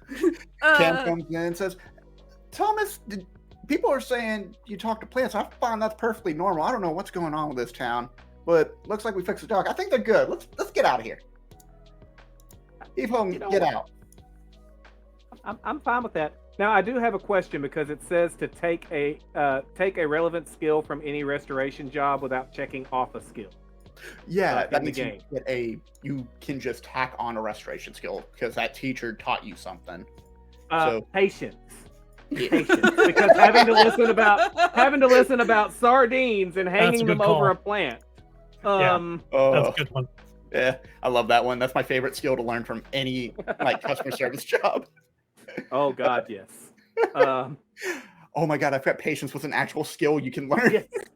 Yes, it's a gardener skill. Patience is real in the game. We're not even making it up. No, I'm. I was looking through my skills because I thought that's what that meant, and I was like, "Oh, I can learn patience." Perfect. Oh my gosh. And yeah. I think if we are all okay with that, we are going to take a little break, if that's okay. And when we come back, we'll be on the road once again. We, as a note, we clear suspicion when we leave this town. Bob is a terrible town. Who named our town Bob? Bob was a terrible town. I mean, it seems very quaint and friendly, but they got some really weird traditions there. As a northerner who spent a decade in the South, that's kind of how they come. Yeah. They all look super quaint until you get there, and then all of a sudden, as somebody who has lived in the sardines South, over plants. Mm-hmm. As somebody who has lived in the South all of his life, you're not wrong. Yeah, that's right. Mm-hmm. But yeah, we get to keep our community points for the next town we go into, fortunately. And once we get to a certain amount, we can either get wagon upgrades and make the icebreaker much cooler, or worse, depending on how we feel. Or we can use that to spend a montage and narrate a scene and make it an auto success. Very nice. Very nice. But, yeah. But for now, let's go ahead. We're going to play the game Move On real quick, I should say, because I got mixed up. Move On. Everyone plays their character No coins are flipped. The game takes you from one town to the next. How do the people of the town you're leaving feel about you? Consult your failure and success ratio. The dock workers Well- like us. I feel like it's kind of a mixed bag. Like, it's a good thing that they came by, and it's also a very good thing that they are leaving. Yes. Mm-hmm. Oh my God. Some people, it's wonderful to have them come visit. Some people you want to have move in. We are not the latter group. Mm-hmm. You know, Mabel is telling everybody about that weird guy that's on that ship. You know, that weird narwhal house thing, right? He obviously, you know, I heard he hung out with Angel, and we knew that she was a problem. You know, you just gotta ask, you know, Monica about that. But like that Thomas guy, like he talks to plants. Who talks to plants? Like that's not even a thing. Raphael, for all of his vehement ranting and raving about Angel before we got there, after seeing the good job on the docks, I mean, it's improved. He appreciates that she tried, so he's not going to badmouth her as much. But yeah, Angel's still a problem. To Raphael. Definitely still a problem. Can I say 2 months later, the docks fall apart again? I mean, that tracks. Yeah. Right. Yeah, we didn't fix it. We put a Band-Aid on it. We put a Band-Aid on it. And it Oh wasn't my a very big Band-Aid. Mm-hmm. So nobody joined the town. Nobody joined, thankfully. Nobody from our group left because it was just us. Mm-hmm. The wagon seems to still be in good shape, even though things got flipped around. I mean, got they're some probably going to have organizing to do. to go through and make sure that all the fittings are right and Mhm. that it didn't wind up pulling anything loose that it shouldn't have. Yeah, like my weapons. And there's a little bit of a mess all I over have that we got to told kind of you clean up. that you should put those in a chest of some kind and not hang them on the wall. Well, but I need it to be easily accessible, and it's not easily accessible It's if so I have easily to open accessible a it box. almost accessed Cam. Cam, we're not gonna talk about Cam. You almost Okay? final We're not- destinations No, Cam. we're What is not. this final destination y'all keep talking about? It's what happens when somebody stabs you. You go to the final destination. Oh, is that like the So big cheese wheel in the sky? Yeah. like once Cam gets back on the ship, like Angel's like she's just giving him the eye. She's not really saying anything to him. She's just kind of like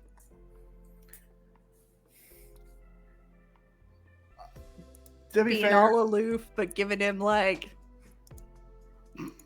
Poor To be Cam fair, doesn't even know what he's done, though. that's the whole point. She's not gonna tell him. She's just like, we are not gonna talk about Cam. He's just not. They are They. just not. They are just. We can't We even be in don't the same talk room. about chamomile. No, no, no. oh no, oh no. I didn't do Cannon. it. It wasn't me. Yeah. All right. I think with that, with the eyes of Angel piercing the back of Cam's skull, I think we're gonna wait to answer the last few questions of how long are we on the road before we get to the next town, and the following questions after that. Once we come back for a road break.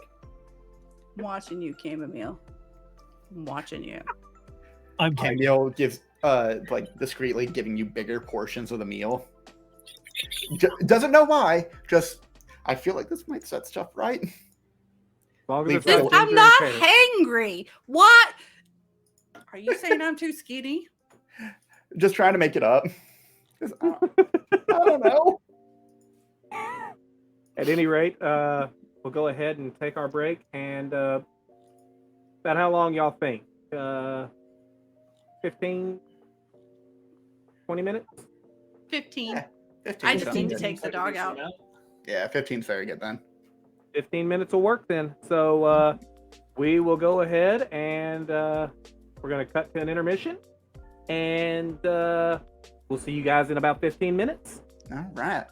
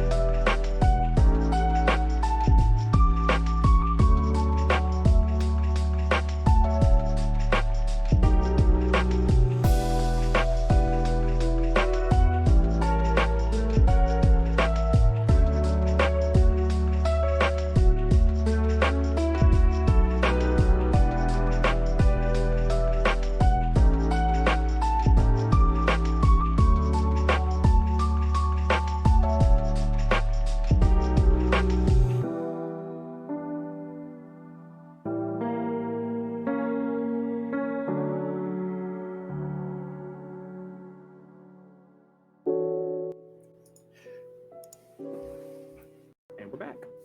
Hey y'all, welcome back to game 2 of Extra Life's of Greater Restoration's Extra Life charity stream. There we go. We're once again playing WL Marigold's Wagon Wheel. We are currently just now leaving Bob after having some very interesting encounters, learning some histories about each other, and making it really, really, really goddamn awkward.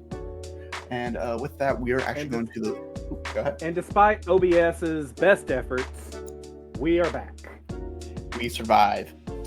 We are currently playing the latter half of the Move On minigame, where we ask the question of how long are we on the road before we get to the next town?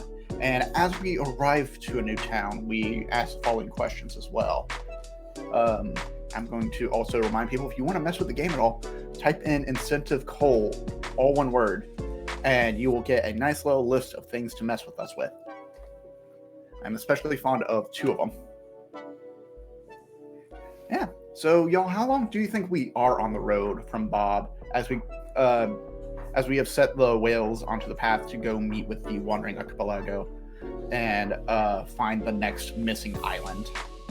I feel like we've got at least a couple weeks of travel. Yeah, at least a couple of weeks, if not a month of travel. Mm-hmm. If they were closer together, it wouldn't be as big of a problem as it is. Like, I have to imagine that these are fairly disparate diaspora as far as that goes. Well, and we didn't even figure out why that island wasn't moving. We just kind of confirmed, hey, congratulations, you're here. That's true. So, I mean, maybe they just forgot that it was trade time and just needed a poke and go. Like, hey, by the way, people are waiting for your trade goods at the meet. Did you forget to go to the meet? Because it's happening. Y'all RSVP to the convention. You never showed up. You were supposed to be on a panel. you were supposed to pick up your badge. You did not. But yeah, so I'm down for like a month, let things simmer a little bit more. A couple awkward encounters. Cam's still not getting what's going on. And yeah, do we have a name for the town? I do have one. I just want to pitch one. We do. Okay. I gotta find where it's at. The town. Yeah, Chat had given us one. Oh yeah. It was like Mire Dark or something like that. Dark Myra. Dark Myra. Yeah, something like that. Way up there. All right, we are in the town of Dark Myra. Imagine if these people had phones. Everyone in Dark Myra has already heard the news from us about us.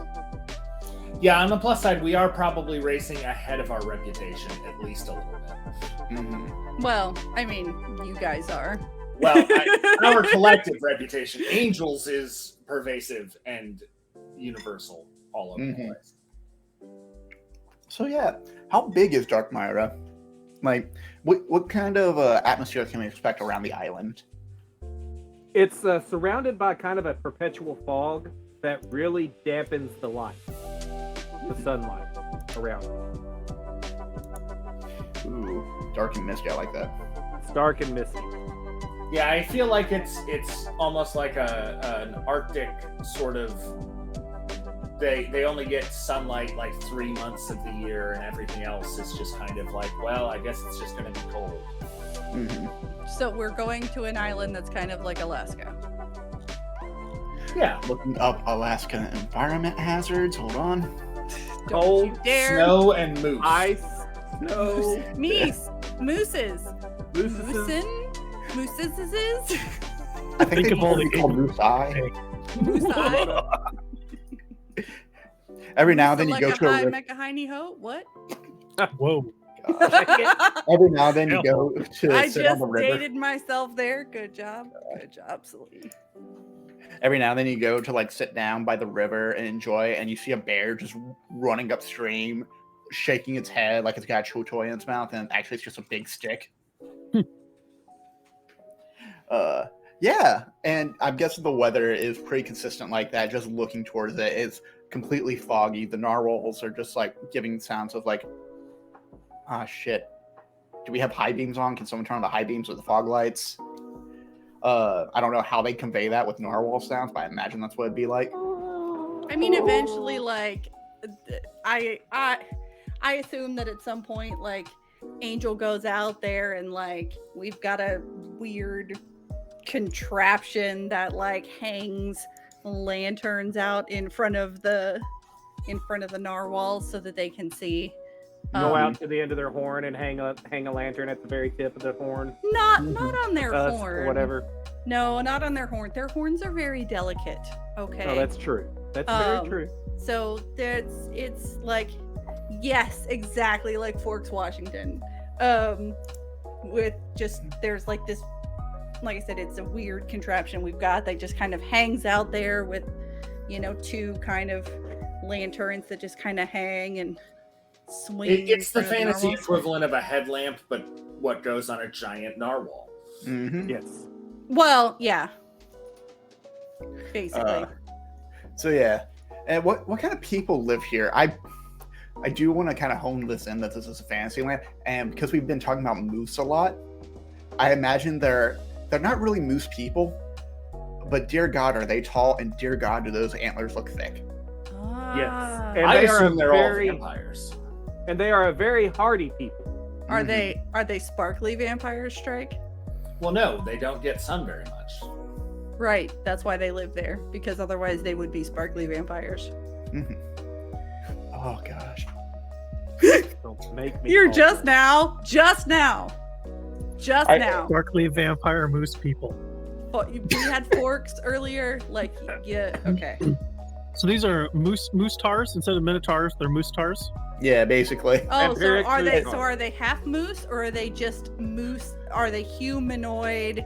Just kind of like with tall and spindly and Tall, have- thinly, and they do have the moose snout. And my question Moose is, stars. do they all have a squirrel friend? no, A little flying that's where we squirrel come that in. runs No. around with them. no. That's where we come in. Maybe We are not. the- Maybe they did. Oh, that took a turn. Oh my gosh.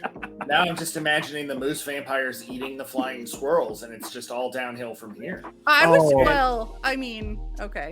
So And Damn, and that to went take it dark. from chat, they all talk with a Wisconsin accent. and Oh, don't you and- know? and Oh, yeah, don't you know? Oh, don't you know? They're from the north. They got the sound. Oh no. Wolfpack goal. You betcha. You betcha. Oh, yeah. We Oh, you can betcha. we can Yeah. Oh god. This will be so good. So good. Oh. I love So yeah, it. what's our first impression of these people? Don't you know? Angel Don't make sounds them like angry. a belter. She does. Yeah. Don't make them angry because moose are terrifying. Mm-hmm. So as we come up to the island, right? Like, oh, Dark Myra. Oh man. Are you gonna be all right there, Angel? Oh yeah. No, I'm fine. There was just Is You there know, going the to be one- another Monica here? no. These people are not my type. I mean, not that I really have a type, but I did not get romantically involved or even accidentally romantically involved with anybody on Dark Myra. I just know that the last time I was here, well, I mean, they kind of chased me out of town. So we're 2 for 2 for being chased. Well, now 3 for 3 of being chased out of town. What? I mean, no. You guys are fine. Like, okay, well, so I am. Like, look, I have had a very exciting is probably not the word. Eccentric? Unique. Yes. Eclectic? Let's just say that my journeys between the islands, some of them were wonderful, and some people really like me. And some of them, you know, I don't know if it's like, you know, the just my laissez-faire kind of attitude. Like, if I'm just, I don't.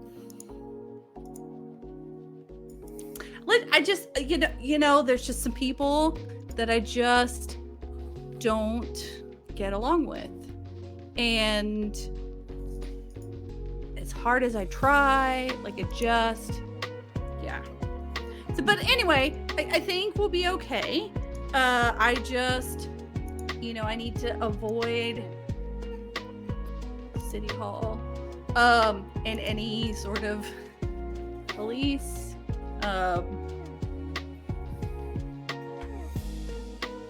Also, you may not want to admit knowing me. Again? Well, no, last time you just couldn't, you could tell people that you knew me, you just couldn't tell them I was there. Here, you may just not want to associate with me at all. Mm-hmm. I don't know, it's been a while. It's been, you know what, people probably forget, it's been years. We're probably fine. Mm-hmm. All right, well, It's good. It's all good. yeah. Yeah, we're fine. We're fine. It's all fine. What's yeah. your impression of us as soon as we dock and come aboard the island? Well, it has to be better than the last town because we didn't come in, heralded Doing by a a flip. fish tornado while doing a flip. Right? I think we seem downright reasonable at this point. I think if Wiley brings that hub at the table, Cam's just going to quietly say, well, to be fair, that flip was sick as shit. It was that. Yeah, Painful, but really fucking cool. but really And damn that's my cool. one. But yeah, I imagine they just kind of are curious about us because they're like, why is that weird house ship docking beside us? And I mean, no one gave a letter, no one passed a message along. It's too foggy to know who they are yet, so everyone's just like staring. Don't they know you're supposed to, like, announce yourself? You know, give people a heads up when you're gonna come over. Mm-hmm. Make sure you bring a snack, maybe some cheese. We totally brought a snack. Yeah. We have a garden full of them. Yeah. I have a skill. It lets me know I always have a trait on hand. All right. So with that, And you led with ginger carrots? Yeah. I didn't feel like treat using for the- him. I It's didn't- a treat now- for them. Yeah. That's my treat. Then I have the general treats. Ginger carrots. It's a honey lemon rock candy. What do you want from me? Yeah, so let's go ahead and roll into that first game. Who has not been able to pick a game yet? Out of curiosity. God hasn't yet, I don't think. Yeah. Wiley God, has. Wiley. Pick a game, Wiley. pick a game, any game. Pick a game. Do it. Okay. Where's my list of cool games?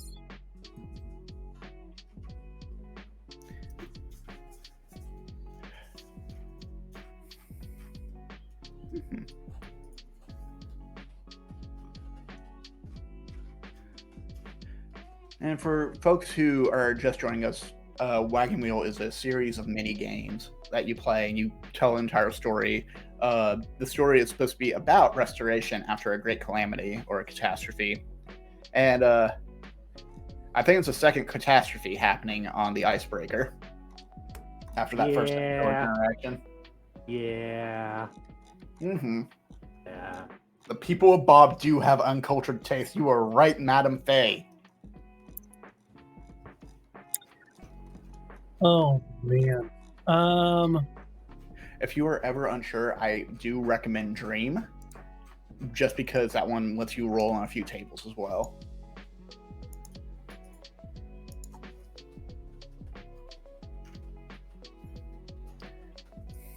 And also, I think that does kind of fit your character.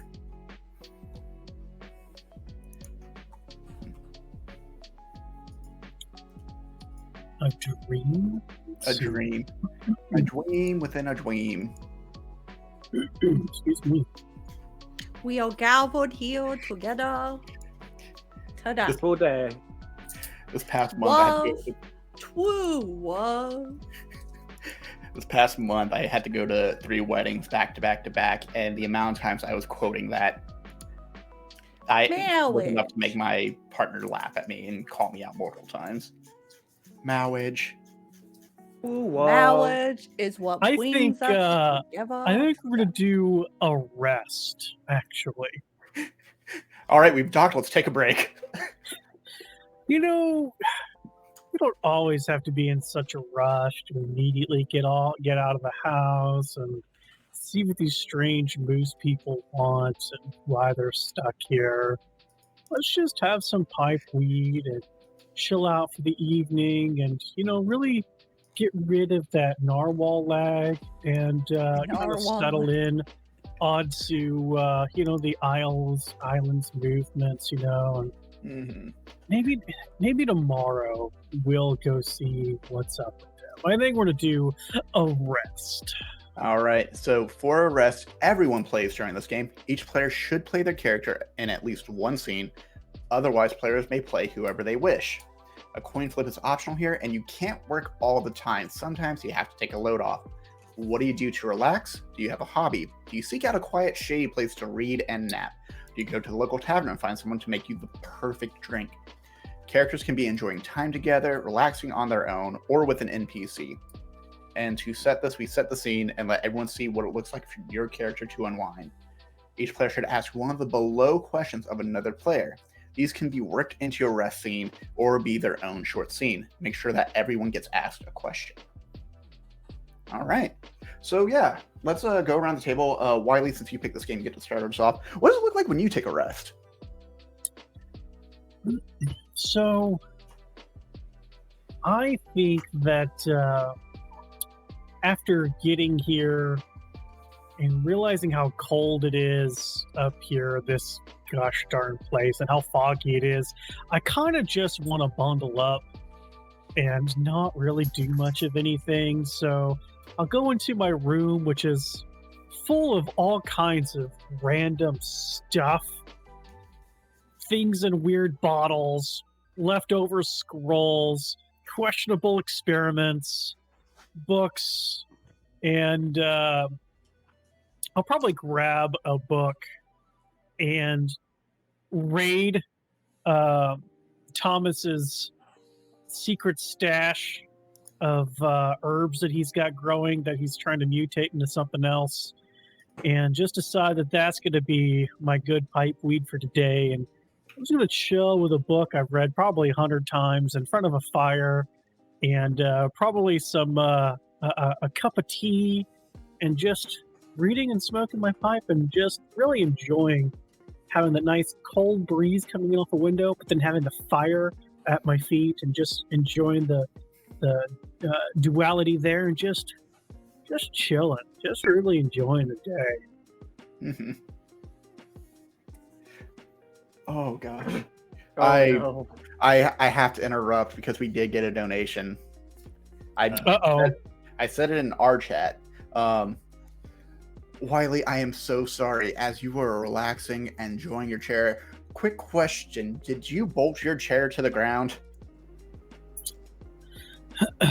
No. I mean, whatever chair that we have here, if it's bolted or not, I don't know. I mean, how often does our home like to do flips? We have had one experience. Did we go around and bolt things down? Do you want to flip a coin for it? Oh, sure. Flip one coin. Heads, your chair is bolted down. Tails, ass It's over tail tails. of the chair. It's tails. All right. So once again, and I think it's just Cam not realizing what they're doing. They go out, they sit down to just take a load off for a second. They walk over to one of the narwhals, smile, and give it a nice stroke along the side, right underneath the fin. And the narwhal makes a noise and flips.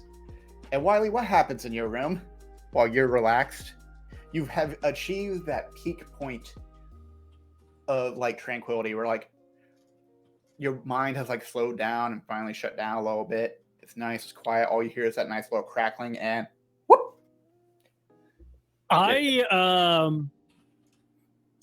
As I'm flipping and freaking out that we're suddenly turning over again, I probably instinctively use magic. But instead of it helping me, instead of me turning something into something I could hold on to, the blanket I had wrapped around me, I've turned into a churro. And so I just kind of go flopping all over the room, wrapped up in a churro blanket burrito, just like no clue where I'm at, what is going on. Things are up, down, left, right, and somehow I'm stuck in a large, sweet, delicious snack. And probably bonk my head and go to sleep. Just when people say that you're a snack, Wiley, they're not talking literally a snack. Well, Are in you this sure? case, the narwhal flip idea is the fucking best idea I've ever had in my life. Oh my gosh. Insane Lane, I know who you are. I will get you. Insane Lane, thank you for the donation. And thank you so much for that. Yes. yeah, thank you. And I'm hoping for the best for you. I'm sorry. You should. They're in one of my campaigns that I DM for. Exactly. Oh. That's what. Oh no. I think Chamomile just like wanders in and goes, "Oh, what a delightful smell of cinnamon! That smells so nice." Glasses just like on top of their head, just like this for a little while, just like, oh yeah. And oh goodness, who would like to share the next rest scene? I will. Why not? So Thomas is while he's taking his break, he is actually playing with his faithful animal companion Duke. Playing fetch, as a matter of fact. He's got a stick, and he is throwing it and letting his little wolf run free and play and everything, and ruffling his ears really good. And well, he throws the stick, and I'm gonna flip a coin to see how badly this goes for me. Oh, Mervin, I will hunt you down, son. I will hunt you down. Oh, it goes very good for me. Oh, thank God. So I was like, I will hunt you it's down. gonna be amusing, but it was heads, so it's gonna go well. So we do a flip. The narwhal does a flip, and well, Thomas has learned to make sure he is standing next to something that he can grab hold of in the event of somebody tickling the narwhal.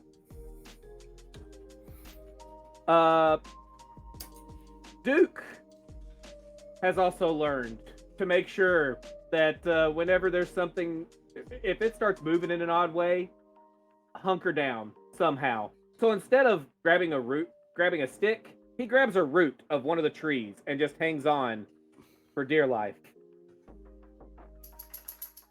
And then somehow manages to bring the root back to him. He manages to dig it up. Somehow. Dogs. What can we say? And brings it back to me. A much bigger stick than what I threw. And you're welcome. Mm-hmm.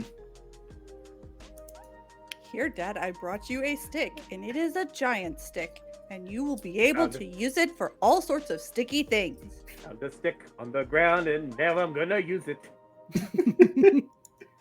Oh my God. All right. Who would like to go next? We got Angel, John, Matt, and myself left.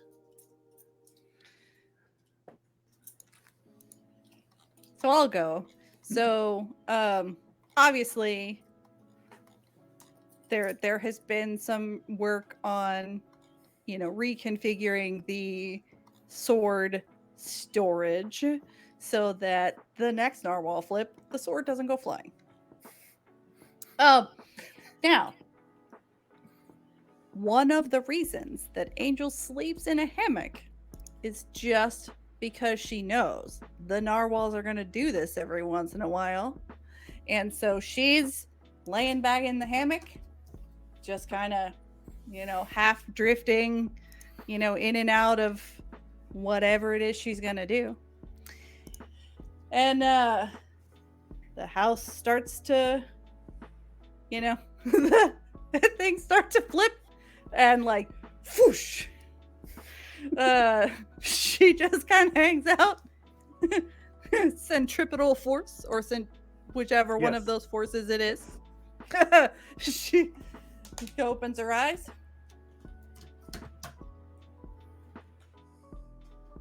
Who tickled the narwhals? I meant that as a warning, not as a. That was not supposed to be an incentive. Well, guess my nap's over. And so she moves from the hammock, right, her bed, and resumes her spot in the window, right? One leg propped up against the frame, the other one kind of, leaning up against the back of the window. And she pulls out she pulls out this thing she's been working on, and kind of carves it and finishes it up a little bit. And then she goes to find Thomas. And this is after, everybody has, Mm-hmm. Describe the arrest scene, yeah. Yeah. And then she walks up to him and hands him a gift. It is something that she hand carved, and it's actually for his wolf. And it is a chew toy for the wolf, right? That is like Aw. the perfect size for him to chew on.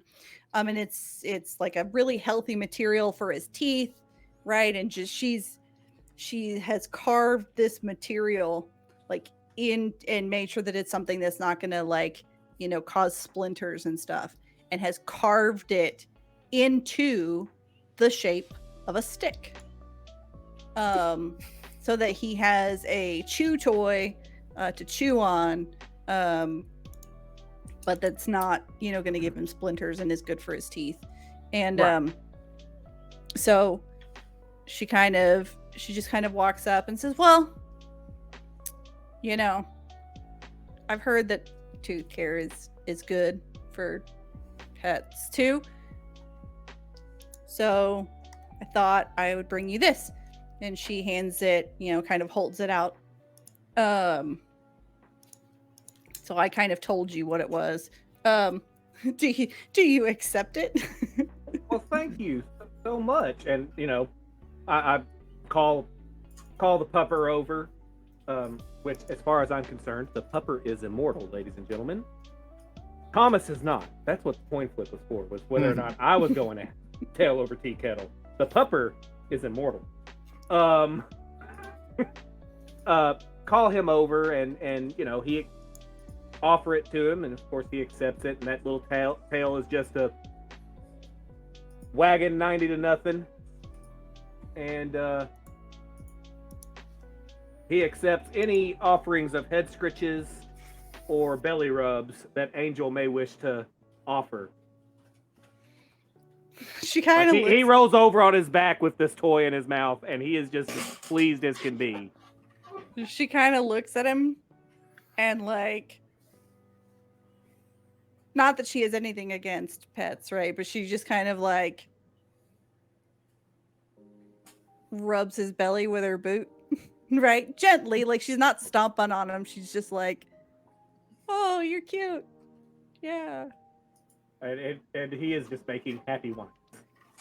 And she goes, "Okay, I just wanted to bring that to you." I appreciate that. Thank you so much. And she just kind of walks off. Who's a good boy? Who's a good boy? What a good boy. All right, John Matt, what are you doing on your rest? I feel like John Matt is the sort of person that struggles to put work down when it comes time to rest, but at the very least has probably been encouraged by various traveling companions over the years that you can't just work all the time. You have to take time for yourself. And so he probably tinkers on something for his own amusement during his free time, working on some new contraption or something else that could theoretically make life easier, but is probably more Rube Goldbergian than anything else. And so he's just kind of in his room surrounded by a chaotic mess of things all scattered about. His organization system of, as long as I can see it, I know where it is, being present on the floor.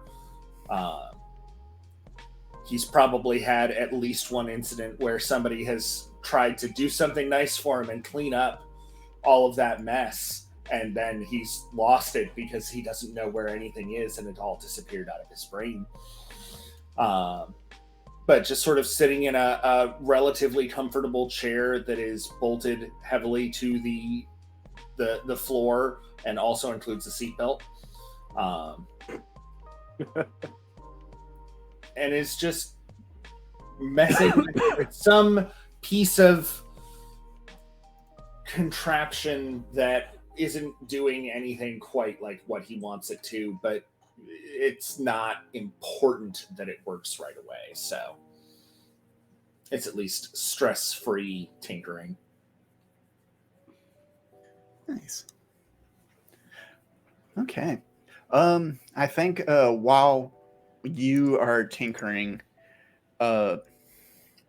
Camille is in the kitchen shortly after the flip, has pulled out some potted water that's been secured, and has boiled up some tea, which is made with lavender and spearmint from Thomas's garden, and pours a few glasses, knocks on a few doors, drops it off to certain people, and then walks into John Metz's room and offers the tea and tries to avoid tripping over anything or covering up anything, because they kind of know the habit of, like, if I don't see it, I lost it. And they look at the Rube Goldberg machine you have going on and says, you know, there is something funny about what you're making. It's back when I was, and oh, here's your tea, by the way, and offers it to you.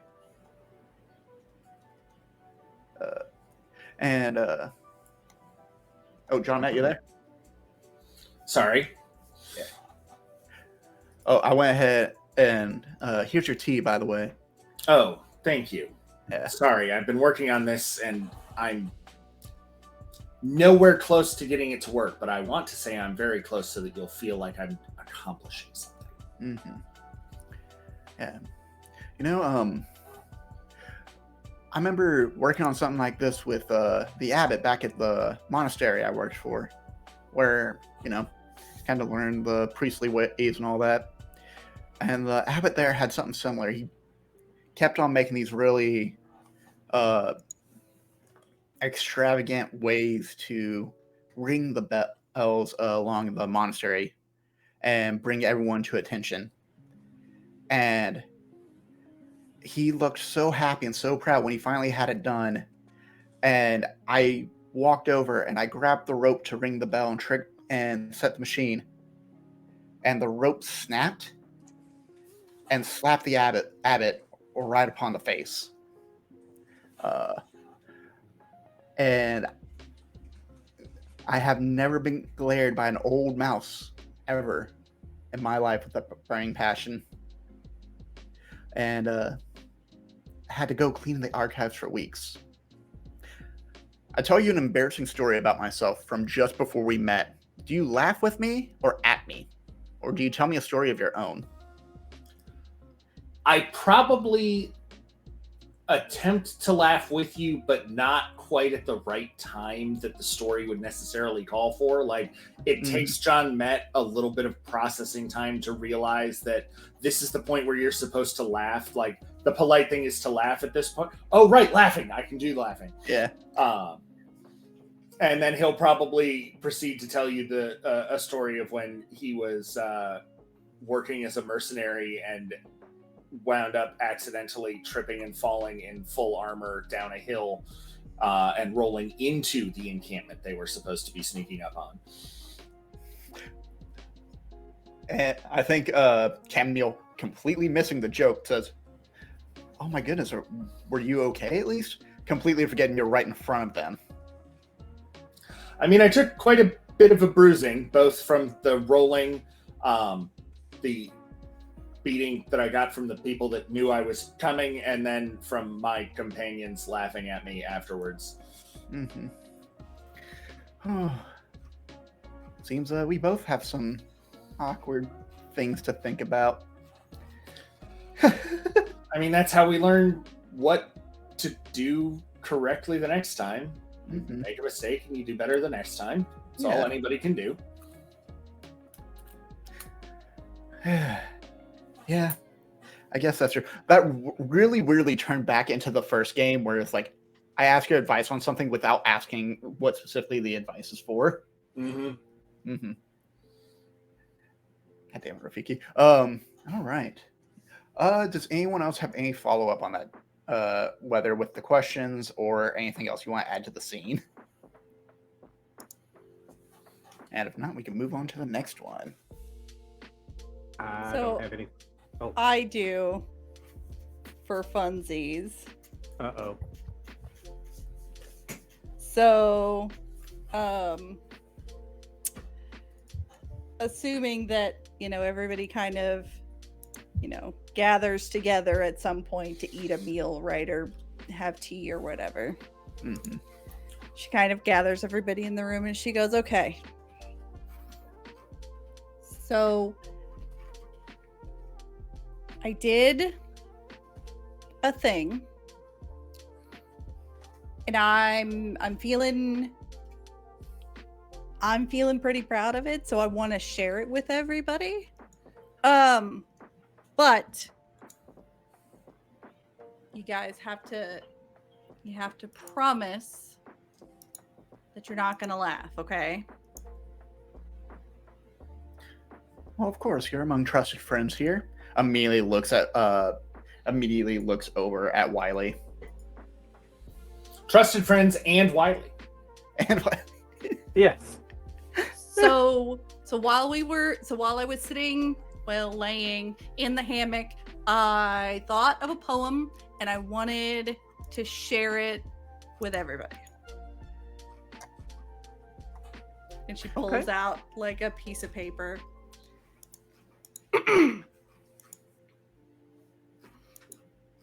And she goes, she kind of like clears your throat. Our home is a house that flies. Thomas gardens so hard I cry. John Met fixes all the things. Wiley breaks all the things. And Chamomile needs to learn how to lie. And you cannot tell whether she is like super serious. Like she is delivering this in a way you have no idea if this is a joke or not. Like that all sounds very accurate. Thomas is kind of blushing a little bit at the garden so well I cry comment. He's actually a little embarrassed about it, but he doesn't laugh. Chamomile passes over another cup of steaming hot tea and says, "The tea is ready for you." And just says, "That was very well done. And I'm terrible at lying. I'm sorry." She kind of looks at John Met and Wiley. Why do I still smell cinnamon? Your leg it's on my clothes. Yeah, and your leg is still partially churroed. Oh my god, it is. Anybody want some churro? Angel kind of like kicks John Met like lightly, kind of expecting him to give feedback. I mean, everything about it was correct.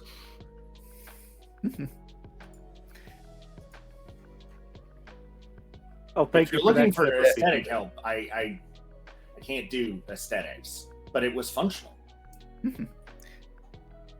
Aesthetic help? Are you saying I'm ugly? Okay, no, I'm going to the poem. Poems don't have aesthetics; they're words. Oh my gosh! I can transmute your face into something else if you'd like. She just the whole moment is broken. She's just like, ah! And done. Oh dear. Okay, that got a lot really quickly. Thomas, you want to go for a walk outside? Let's go outside. Let's go talk to the people outside. Let's go for a walk. Yeah. That sounds good. Yeah. That actually goes directly into what I was going to do for my question here. So, well done, Chamomile. So during our little walk outside, Cam, you notice that something has changed about me since we first met. What is it? And do you tell me?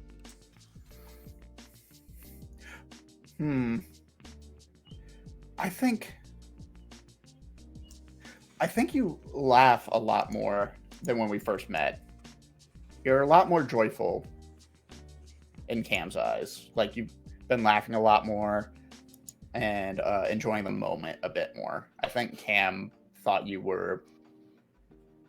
before that you were very mission objective oriented. You know? Okay. But I don't think they mention it. I think they are still thinking about Cam needs to lie better. Understandable. Angel is not gonna let him forget that. Not even a little bit. Not gonna let them forget it. Not even. Old, kind, watercress, hey guys. Yeah, I just like the fact that it ended in "Hey guys," because that was kind of how she started. She's like, "So, hey guys, like I wrote a poem." That needs to be the word for the next giveaway. Just that whole thing. Oh goodness! All right, anyone else? All right. With that, let's go into the next game. Does anyone have an idea what they want to do next? You know what? Dream looks like a lot of fun. So I think I'm going to have a dream. A dweem within a dweem. A dweem within a dweem. You should stay out of my pipe weed, jeez.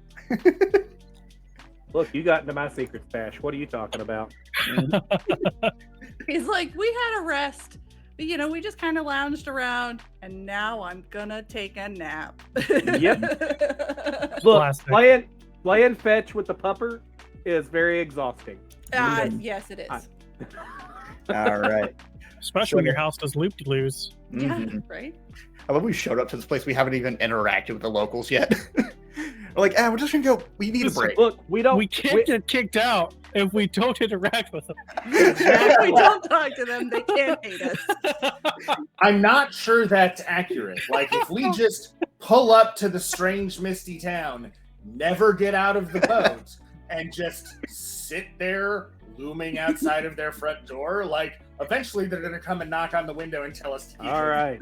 They're just sitting there menacingly. They're just sitting there, not doing anything. What's your dream theme? Yeah, game for any number. After a long day, you drift off to sleep and have. Oops, sorry. Yep, I drift off to sleep because it's been a long day. For any number of players, there's no coin flip, so I have got some d6s in my hand here. Nice. And I'm gonna roll on the first table here, 3d6 to determine the feeling, the atmosphere, and the familiarity of this dream. The theme.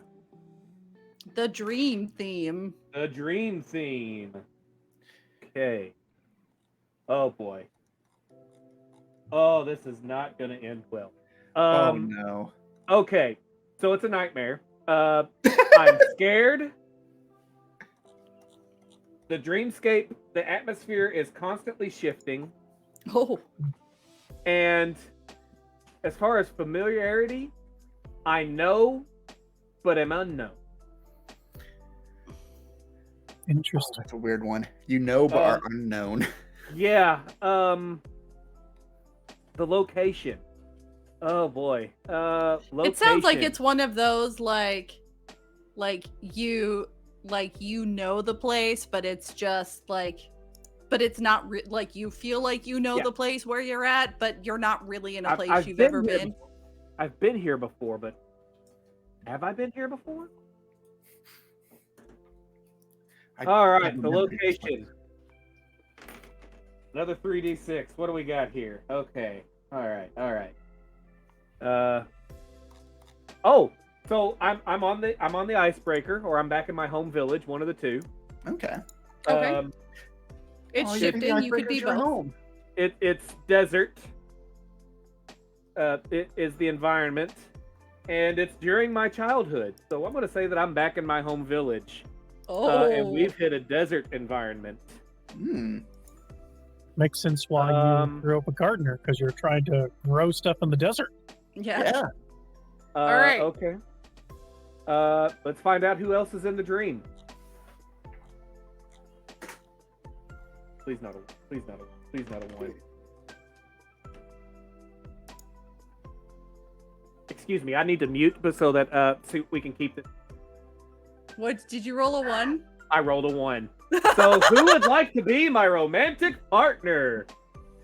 Hello, my dear. I think the only fair thing is to roll another die and just have the dice decide who, Yeah. who the romantic partner in the dream is. Okay. Roll a d4. Yeah. Oh if no. if you are comfortable with that, obviously, Mervin. Yeah. Yes. I am comfortable with any of y'all deciding to be my. Okay. Can I pitch this? Can you roll what? I wish D5s were a thing. If you roll one of the numbers that would land on you, roll it again, and you get to pick two. It gets to be You two get to pick people. 2 people. Yeah. Okay, I can do that. If Or it's maybe a 5 that's or a the 6, 6 option too. So 1 Yeah. through 5 is us, and then 6, it's I'm my own romantic partner. Not making that joke. So much love just for you. is that no, nope. Oh, No. Rafiki's right. A D10, we just divide that by 2. Just do one. Divide it. That's true. Where are my dice? Math is You're hard. so smart, Rafiki. Here, I have a There they D10. Yeah, I got one. I found it. I just had to remember where I set all my dice I have Madam Faye, Uh, don't arbitrarily because volunteer me. So- while he's being voluntold. on a 5 or 10, I'm rolling twice and picking 2 partners. On a 5 or a 10? Oh, okay. Yeah, because 5 Because and you're 10. the 5. Okay, fair. Because I'm the 5. Yes. All right. I think if it's a 5, you pick 2, and if it's a 10, it's just literally all of us in a really bizarre molecule. As kids. As kids. Well, it doesn't have to be us. It could be a. Look, I got married in preschool. I don't know why everybody else didn't. Right. I played house. So, Strike, John Metz, Yep. my dear friend, the dice have chosen. 'Tis you. If I go That's clockwise, fair. I starting think with chamomile. I absolutely got mouthy. That tracks. You brought this on yourself. It'll be fun. The weirdness. Let's see how weird this stream is going to be. It's already pretty high up there on the scale. I'm just gonna throw that out there. Oh, it gets even better because it loops. It just keeps repeating itself. Yes. Oh no. Dude, it's like no. it's like the scene from the scene with Loki and Sif. And it just keeps Yeah. and I can't remember Okay. what it's from, but you know what I'm talking about. Yes, I know what you're talking about, and I can't think of what it's actually from. And how does the dream end? I'm terrified of this one. Mm-hmm. It slowly fades as you try to hold on. Oh, it's a very mundane ending. I just wake up, you Oh. guys. Okay, so to do a quick recap, Thomas is about to have a dream where the feeling is scared, the atmosphere is shifting, the familiarity is known, you are unknown. The location is your hometown in a desert during your childhood. And you have another player who is your romantic partner, wonderfully chosen by the dice to be Strike. And the weirdness of it, the dream loops and ends in a very mundane way. Take a moment to play out your dream if you didn't do that as you went. Okay. So the way I am seeing is Thomas had a time when he was very young, during his childhood, where his village had to stop at a small desert island. It really didn't have a whole lot in the way of things. Hot during the day, cold during the night. A lot of cacti, a lot of snakes. And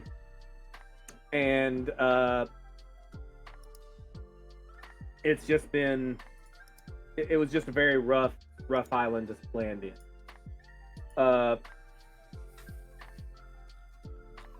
Unfortunately, when they landed on this island, he went off exploring on his own and got lost. And as a small child, was absolute,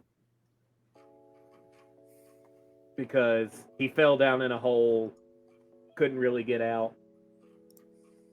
Nobody came for him whenever he was yelling, and it was just bad.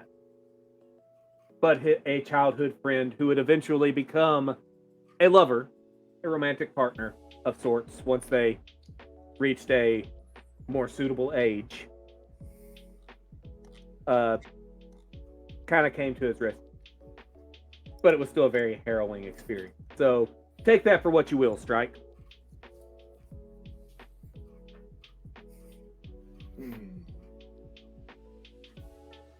So I feel like John Met is probably the bridge between the terrifying aspects of the nightmare and the mundane sort of ending. That his appearance in the dream and that moment where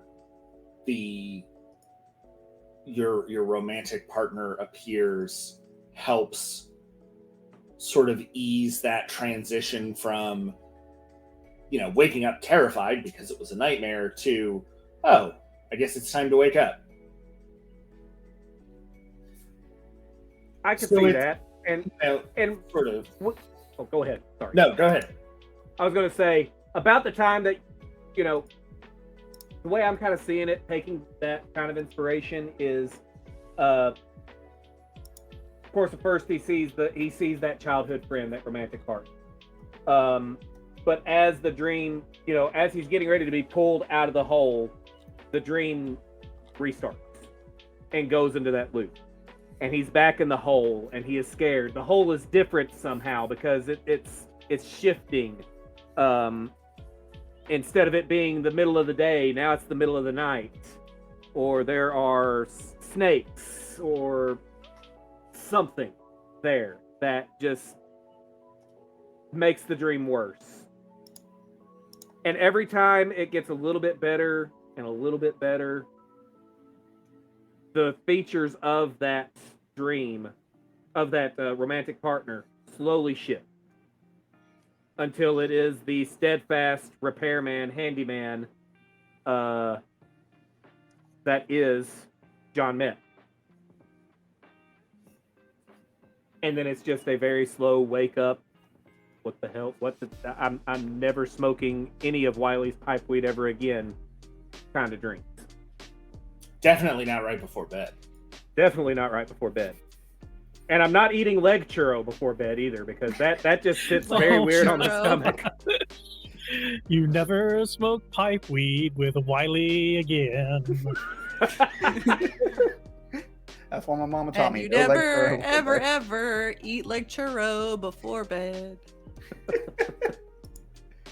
Leg churro. That is a word I never thought, that is a phrase I never thought would come out of my mouth. That's because it's a phrase that probably shouldn't have ever come out of your mouth for any reason. Thanks, Insane Lane, you jerk. I mean, he wanted Lane, something you're to turn wonderful. into I a churro. appreciate you. Oh, yes. We appreciate you. You were absolutely wonderful. Good luck in your next TTRPG with GOD. Yeah. Um, They have to be nice. All right, Mhm. so I have the next scene. All right.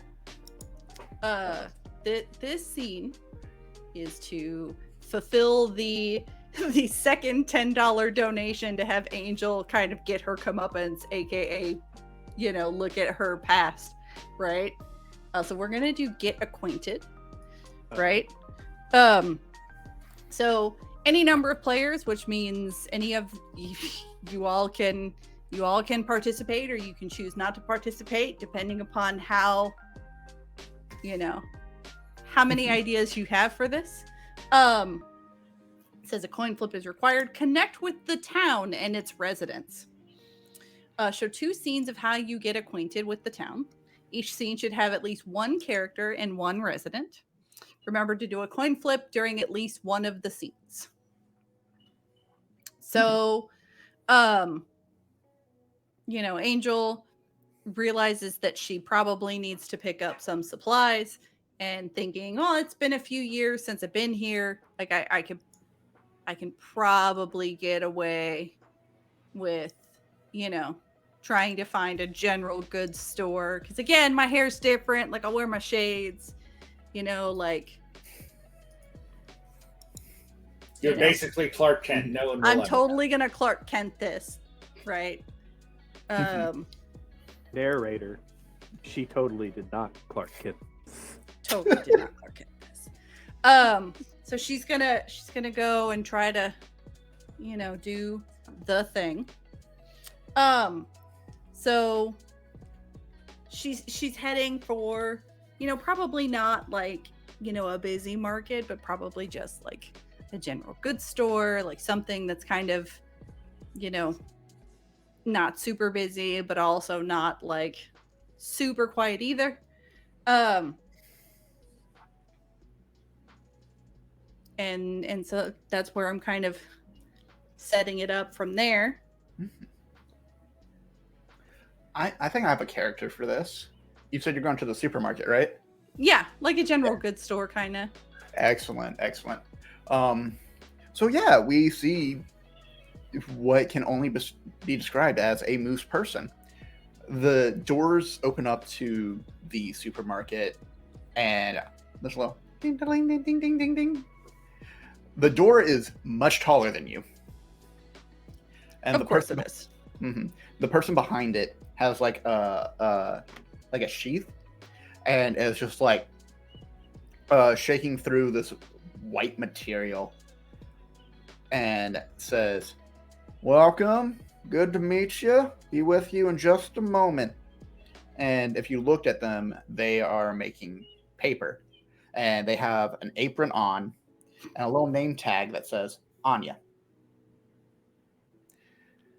"Be right with you."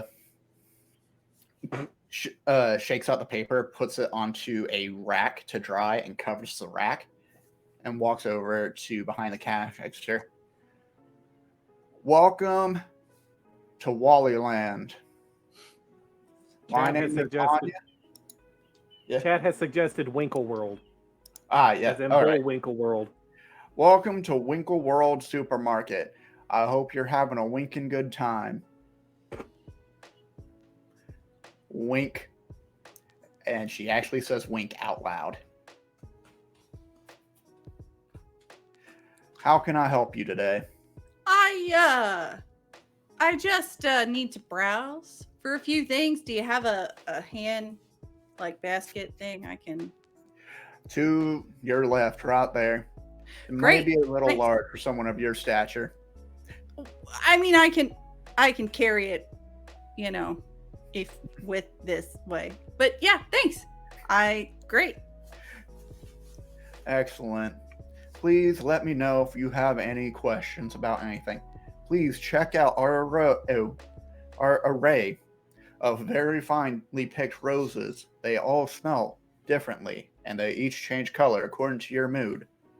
Also, check out our sale on peaches. They have the tiniest pits. Yeah, because peaches definitely should never have large pits. That's great. Thanks. You're welcome. And looks at like a little ticking clock that's just waving back and forth, and a little minute hand is cresting over. Is there anyone else here with us? Just out of curiosity, is there any other like shoppers? There's probably at least one bedraggled parent dragging like a toddler through the aisles. No, you can't have that. No, you can't have that. We have that at home. No, you can't have that. I want. All right. How do the characters and residents begin talking to one another?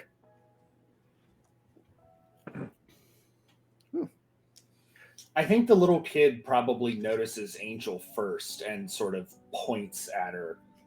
Who's that?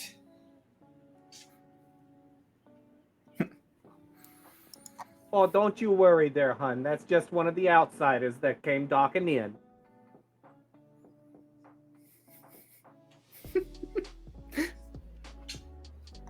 Do I recognize any of these people? Like, Do you want to?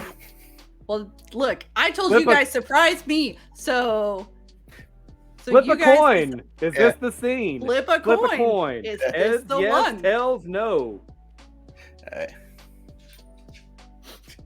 Food fight in the grocery store could be fun, but I rolled heads, so I guess the parent would recognize the person. Look at the guy with the blue hair.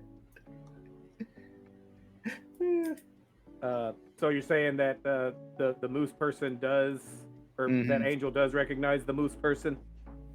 I think so, yeah. she kind of like waits until they're not looking because she kind of recognizes the voice. Kind of like Now, lowers honey, her sunglasses and kind of peeks around the corner. It's rude to point and stare. Brushes, We don't do that. like, and kinda I just walks. went to the wrong accent, and I'm sorry. Walks around and it's like, oh, dang it, that's the aisle that I needed. She had a kid? They had a kid. Okay, no, that's fine. That's fine. Apparently, Rafiki! they are out of the. Apparently, they're out of the business. Sweet. That might make it a little easier. So she like goes down the next aisle after giving herself a pep talk and is like, okay, well, I can get, a couple things I need here. Oh, hey there, hun. Don't worry. If you can't reach anything on the top shelf, I'll be sure to grab it for you, okay? Yeah, sure. You betcha. Thanks for the heads up there. Oh my gosh. Hold on just a minute now. That voice sounds awful familiar.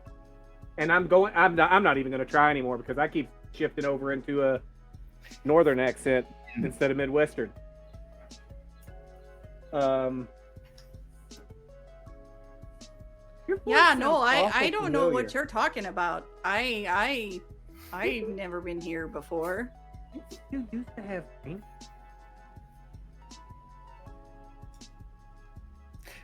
What? Pink hair? What are you talking about, pink hair? No, green. What are you talking about, green hair? Who has green hair? That seems kind of weird, don't you know? I knew this girl that had this just really weird haircut, and it was green. And, what was her name? Oh. Angela? Sandra. Andrea. Little bit of Monica in my life. I think you're thinking about Angel. Angel. That's right. You're absolutely correct. Now that you said green hair, I recognize her. Angel, is that really you? She kind of like... She takes a minute and grabs her sunglasses and like...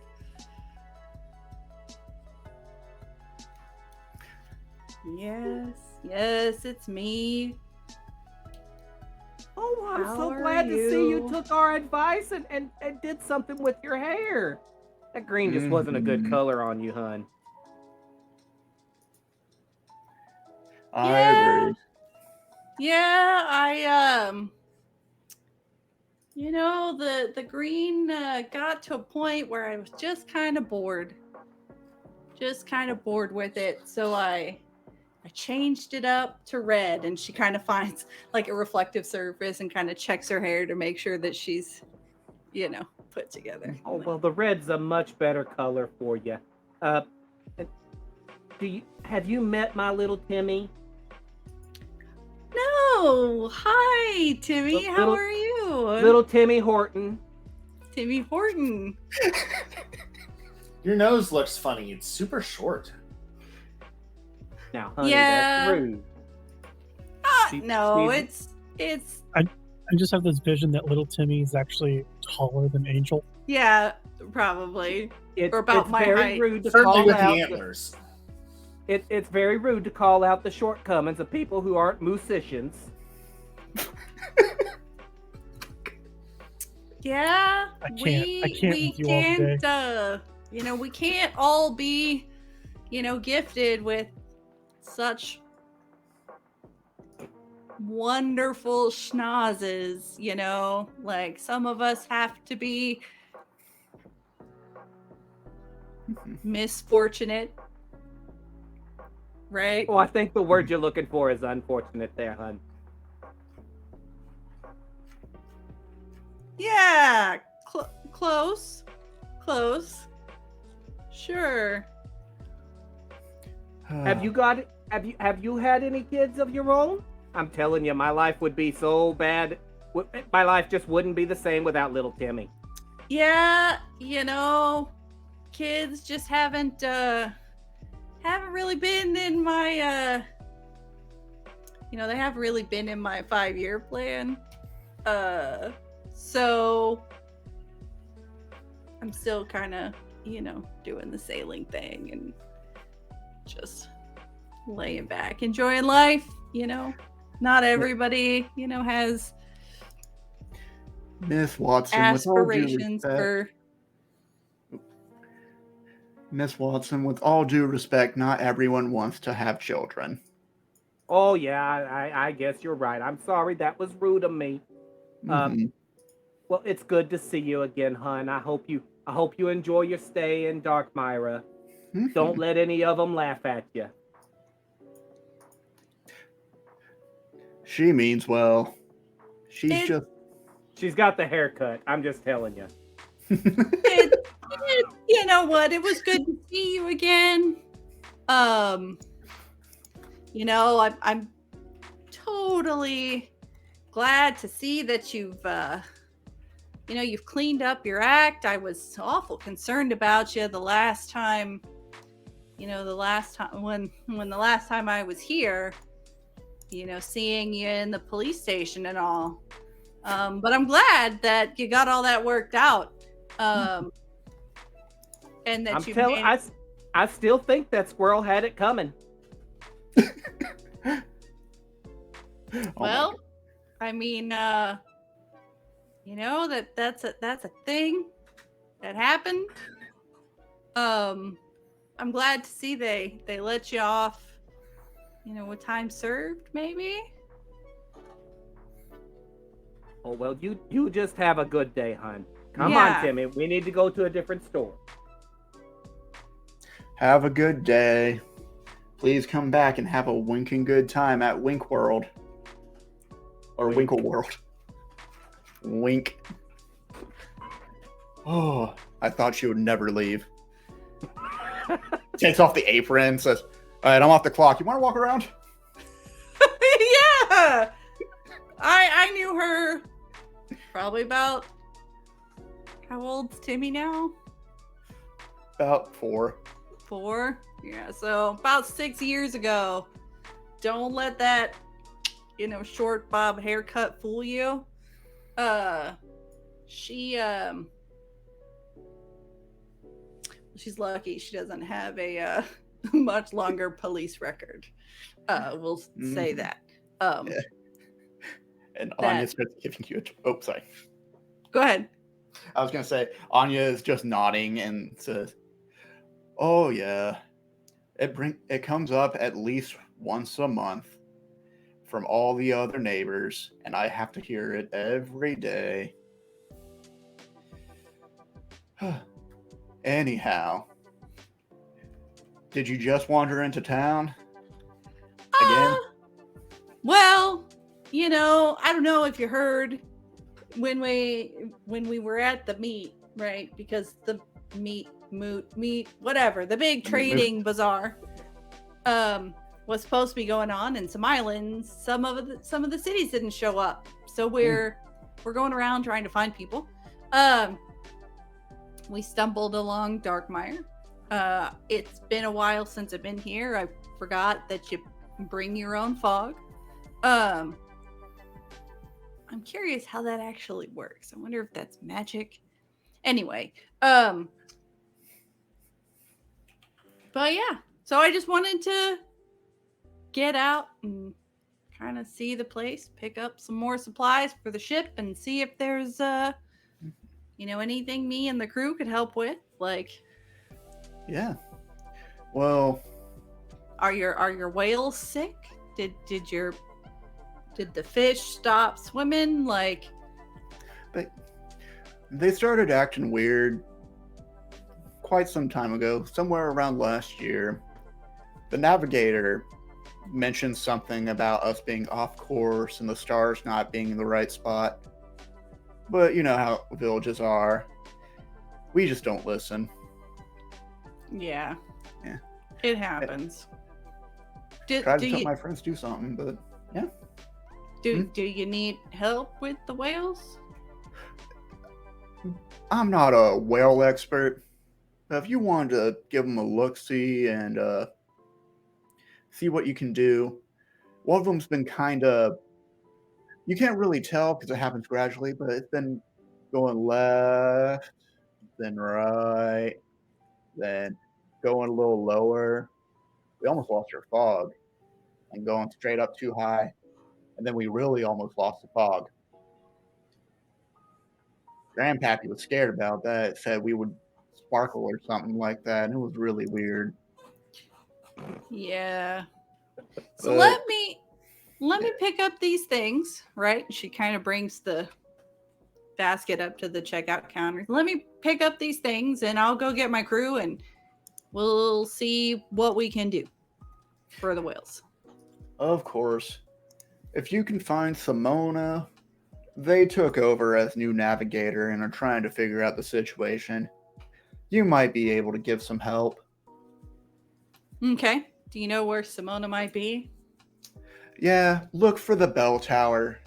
It'll ring at about 11:55, and then again at 1:15, and then it'll stop for a while. It's right past the tea shop and the weird guy that talks to his flowers. Not got another plant whisperer, huh? Yeah, Yeah. every town has one. It's weird. Why? Yeah. Okay. She hands over the money. Says, so we'll find Simona and thanks. Yeah. Thanks for coming by. I'm off the clock. Have a good day. So Angel goes back to the ship. One of the whales has a drifting problem. That's what happened. So why don't they said if we can find Simona, maybe we can help? Mm-hmm. Wait, are we supposed to be helping? Because at Bob, we didn't really help them with their whales. We helped Bob With the docks. with the docks. We still helped them recover from something. Now, it happened to be something that happened when we showed up. But nobody complained about the whales there. And nobody said that Bob was a problem.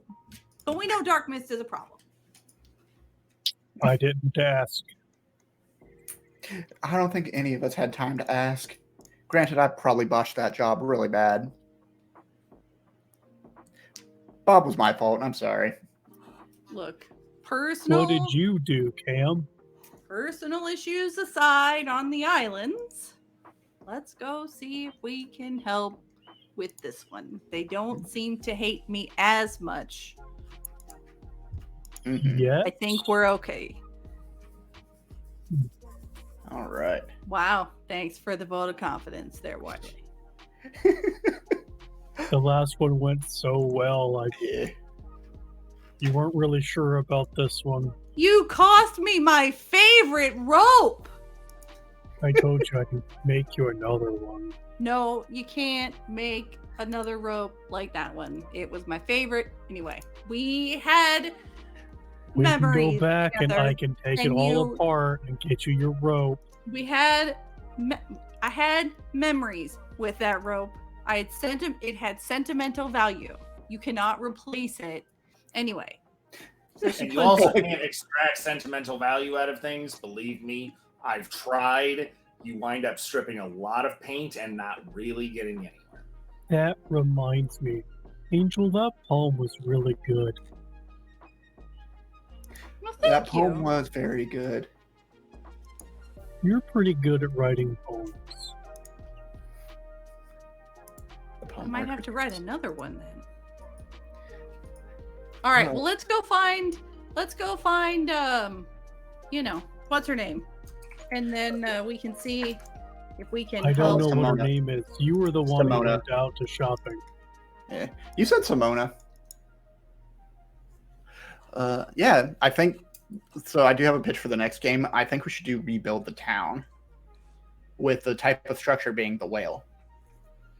Sounds like a good plan. Yeah. Everyone else can join, or you can play a NPC if you'd like. Wiley is chill now. A coin flip is going to be required. A prominent structure in the town has been gravely damaged. In this case, it's the whale, not following attention. Use the following questions to help set the scene. What type of structure? It's a whale. Where is it located in town? On the edge of town on the very far side. How is the structure visibly damaged? Something The seems whale has off. a drift. Yeah, the whale has. Yeah. All right. And how did you come to be? Some of these questions are already answered by how did you come to repair the structure? Choose one. Someone from the town asked for the help. And so let's go ahead and set up that scene. Oh, chamomile. Let's see. Who all would come to help repair the whale in some way? I have an idea for Angel. Since these narwhals are hers, she can probably just ride one over to the big whale and maybe look all around it and see if there's just barnacles or something stuck to him, and that's why he's lazily drifting. Sky barnacles. Sky whales, sky barnacles, it's gotta be a thing. Skyology. John Met will absolutely tag along to see what he can do to help make repairs, Yeah. whether that's a prosthetic or something along those lines. Ooh, that'd be interesting. Yeah. So, Angel, are you open to that idea of you checking over the whale with one of the narwhals? Oh yeah. Make the narwhal flip. Make the narwhal flip. I think we've got the donation for it. Did I get think about it? Yep, there Oh, it is. we sure do. And guess who did it? So this is perfect. Absolutely spectacular. I love this game. This is amazing. Okay. I just got Angel, paid, so- I will let you choose the time when the narwhal does a flip. Okay. It's gonna be sick as shit. So Oh, does anyone want to play Simona, by the way? Simona being the new navigator trying to resolve the issue because the old navigator failed. Look, I played the Karen. Somebody else can play Simona. I'll be Simona since John Met's going out as himself. Mm-hmm. So yeah, I'll start setting the scene. Y'all can help fill in as we go. So I think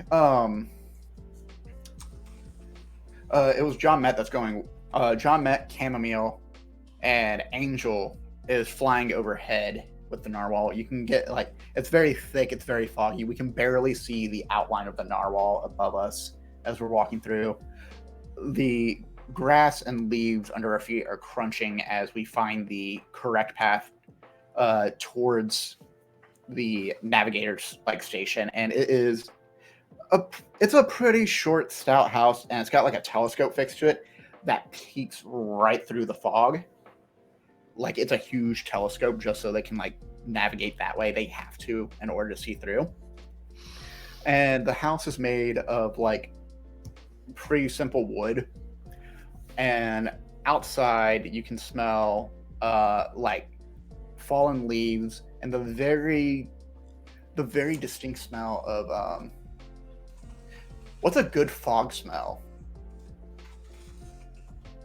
I mean, it could be smoke, it could be mist, it could be Mhm. I mean, it could smell like anything. Yeah. Maybe it smells like sausages. Maybe it's sausage fog. I'm kind Cotton candy.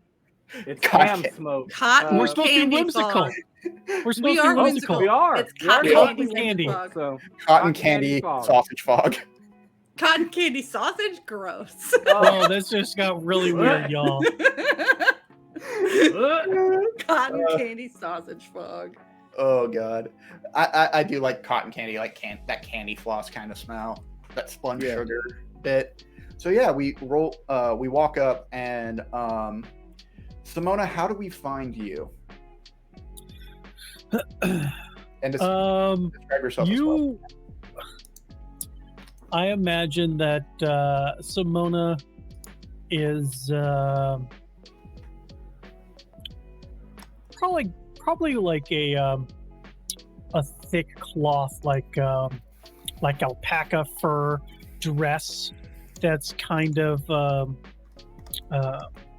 stained green with like brown leather straps over the shoulders. Just a simple outfit. They don't really care too much about what they're wearing. Paper, quill, and ink is kind of everywhere with different notes scattered about, and just kind of scratching at a horn while looking through this monstrosity of a telescope that just goes on and on and on, and just muttering under their breath just random nonsense about the z-axis of the coordinates x2 seems to be wobbly versus the a-axis on 2-1, but y it's writing things down. So doesn't notice you all coming into the area. So the whale is wibbly wobbly, timey wimey. Mm-hmm. So what do you do? Whenever you're a musician. Yeah. So how long have you guys had this whale? Ah! Oh, hey hi. there! Yeah. Oh, how are you all doing? Oh my! You're all a bunch of. Oh dear, one of you is really.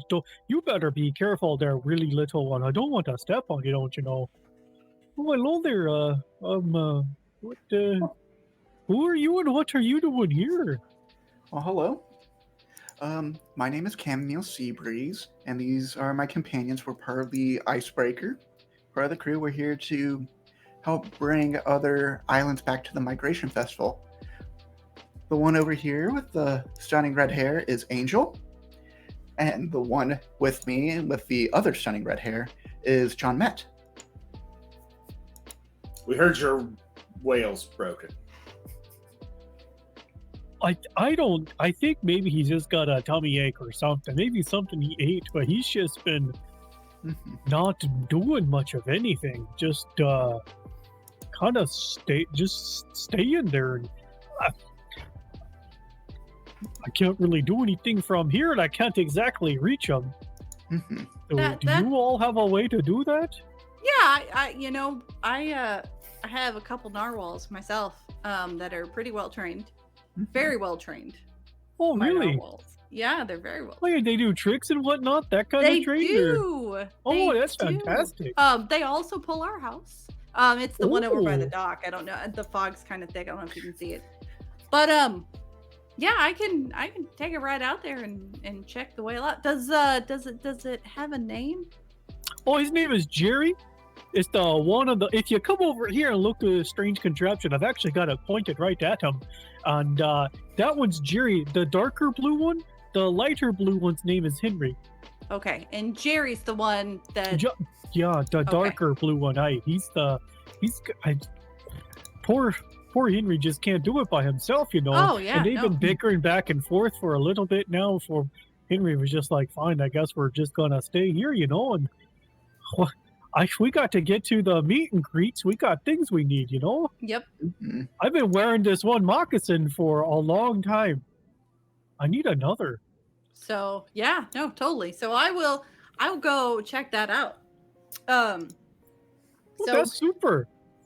she goes, I'll be back, and goes out and so she pulls another piece of rope off her back, and the narwhal flies over, and she like does this really cool like rope harness on the narwhal so that she can sit on it and ride it out to the whale. Wow, camera. There we go. I saw it do that, and I was like, apparently the camera doesn't want Sling story time. Dang. Mm-hmm. All right, so she gets in the harness, and she gets her legs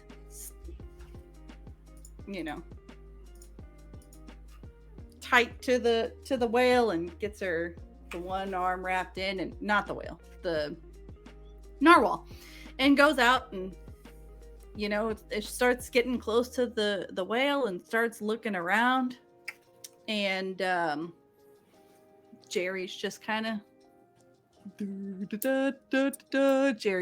hanging out, right? Mm-hmm. And then the narwhal gets a little bit too close to Henry by accident, and Henry makes this really, really loud noise. And my narwhal's just not expecting it. And I'm not necessarily expecting it, because, who was ever going to expect a whale to scream, right? But Henry just got, and the narwhal just does a flip. But he doesn't make it all the way around. And Angel's arm comes loose, and she is hanging upside down. The narwhal comes around, but the harness doesn't necessarily come all the way around. And so she is hanging upside down from the bottom of this narwhal. Oh, does your friend normally do little tricks? You can see her through this telescope here. You all should take a look. She's something. Wow. Oh no, the narwhal. Oh dear. Okay. So you can see her like kind of throwing herself, and she gets herself up, and she's like, shimmies the harness around the narwhal, tightens some stuff up. Oh no. If you're watching through the telescope, she is, and if you can lip read, there's lots of choice words going on out there by those whales. But she gets back, and she's kind of looking at Jerry, and she's looking at the way that everything's kind of harnessed on Jerry, and she's like, oh, I get it. And so she kind of guides the narwhal over and starts adjusting the harness, and loosens up a couple things, and like you see Jerry like take a big breath in, right, and his whole body gets big, and then a whole bunch of air and water and whatever comes out of whale blowholes, and you see Jerry kind of wiggle and stretch, and if there was like a downward dog for whales, he totally just did it. And then kind of evens up with Henry, and they start kind of, oh dear, here we go. Like start making their way forward. Oh dear, I hope your friend gets back here in time. These guys are going super fast here. She just comes back. She's like, gets off the harness, takes the rope off, shoots the narwhal away, comes back up to the tower. Well, figured out your whale problem. Was that while you was upside down, or when you were right side up? Yeah. So Jerry with an eye is pregnant. Oh no. Oh no. And the harness was a little tight. everything's fine. Everything's fine. But just be aware there's going to be another whale. Or two in the near future. Congratulations. Mhm. They didn't teach me that at nautical school. Oh dear. Well, I hope we make it to the meet and greet in time. Oh, yeah. No, you're fine. They'll have... Yeah, no, it's fine. You're sure you're a professional in these things? Had a character of yours? No. No. Your narwhals then have had kids then, yeah? No, but I How to... have... The narwhals were kids once. The narwhals were kids once. Mhm. Angel's been with those narwhals since the day they were birthed. Mhm. Yeah. Oh. Okay then. Wow. Well, thank you. So we should probably go ahead and figure out how else we can help out with the process here. And basically, what it sounds like to me is our biggest challenge is there's more to the problem than we originally thought. And we should do a coin flip because we are at the 5-minute mark. Yep. So I have Healing Touch. That could be one skill. Does anyone have something else they would like to try to do? I have Knots. patience, but that's it. Mhm. That would, But that I would already- apply here. I already used my knots earlier, so... Yeah. Would Wiley's ability to see the strength in others count here, since it was kind of Wiley telling Angel to ride the narwhals over? Ride the narwhal. I'd count that. Yeah. Yeah. So here, I'm gonna go ahead and flip 3 coins, and we're gonna hope for the best here because the coins have not been kind today. You know what? Actually, I'm gonna flip 1 coin 3 times. Heads on the first. Yes. Heads on the second. Yes. Heads on the third. Okay, we're perfect. We're beautiful. Dude, we saved an island! We did our job. It only took We what? didn't burn down another one. I mean, And- 4 hours later. We got this. And it 3 was hours, one... 50 minutes. It was one Angel had a bad reputation on even. Like... That doesn't narrow it down. All right. The question is, Ow. did the whales John learn the Matt. bad habits from the narwhals? And is Dark Mira going to be doing flips? No. Yes. Yes. Oh God, I hope not. Definitely. I Maybe hear 1 for look, yes. I hear I 1 for think- no. I Look, think that Jack, I what think do a you pregnant think? whale doing flips with an island behind them sounds like an apocalypse event. So Yeah, Dark exactly. We got to come Mira- back. Yes, I would think that Dark is the list where Angel has a good reputation is a shorter list. Yes, yes, it is. So Dark Mira, I would think that it's bigger. Like the whales may do flips, right? But I don't know that they would take the whole island with You them. know what we can do? Before we leave, John Met can adjust the harnesses that the whales are attached to the island with a rotating piece, so that even if the whales flip, they don't actually flip everything; they just spin. Look at that. It's like a Brilliant. bar harness where you just like hit the little spin toy and it just goes. Yep, and it just spins. Yep, just like that. Brilliant. It's I like this beautiful. plan. I love that's the question. Answer my next question. Yes, it's better than new. It's if a little different. It's I mean, it's better than bad. It's good. Yeah. whales spinning like rims is definitely different. Oh, what's the town's Dog, reaction dog. to seeing the new and improved harness that allows the whales to just free spin Well, Oh, and, I'm excited. and Don't the you know? whale I think working. it's super. and the whale birth? Oh my god, that's probably The like a whale good reason working. to celebrate.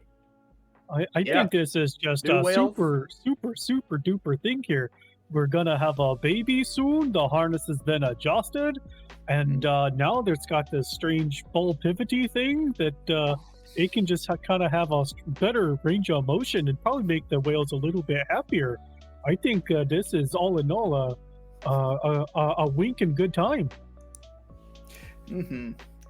All right. Yeah, I think there's like maybe even a little bit of a celebration. Just like someone comes up with like little floating whale ornaments that just like float around, and every now and then one will spin.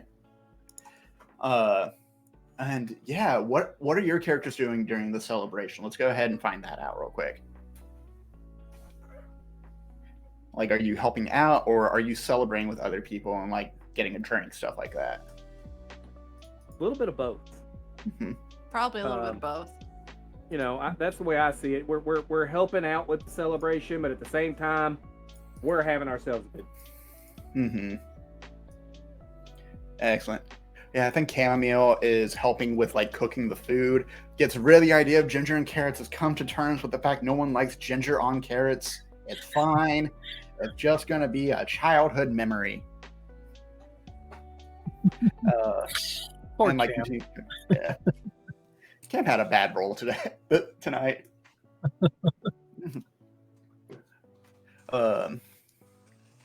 What's everyone else doing? Anything else?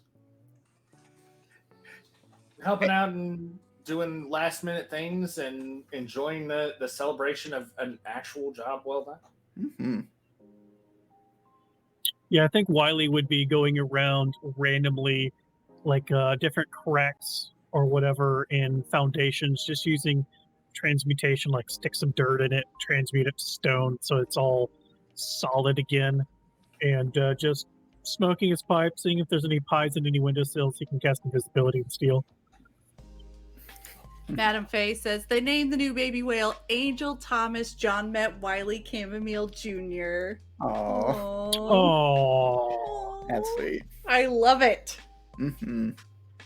Love it. Okay.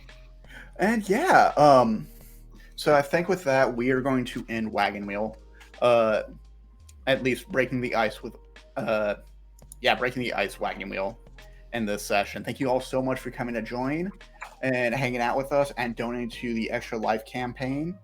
I know tomorrow we're going to have more games going on as well. And there's announcements and stuff after this too. So stay tuned. Stay tuned. After we do our outro, there will be some announcements. There will be at least one giveaway, because we do still have the $200 DM's Guild subclass from Ashenworks to give away. So we'll be doing that drawing after the game.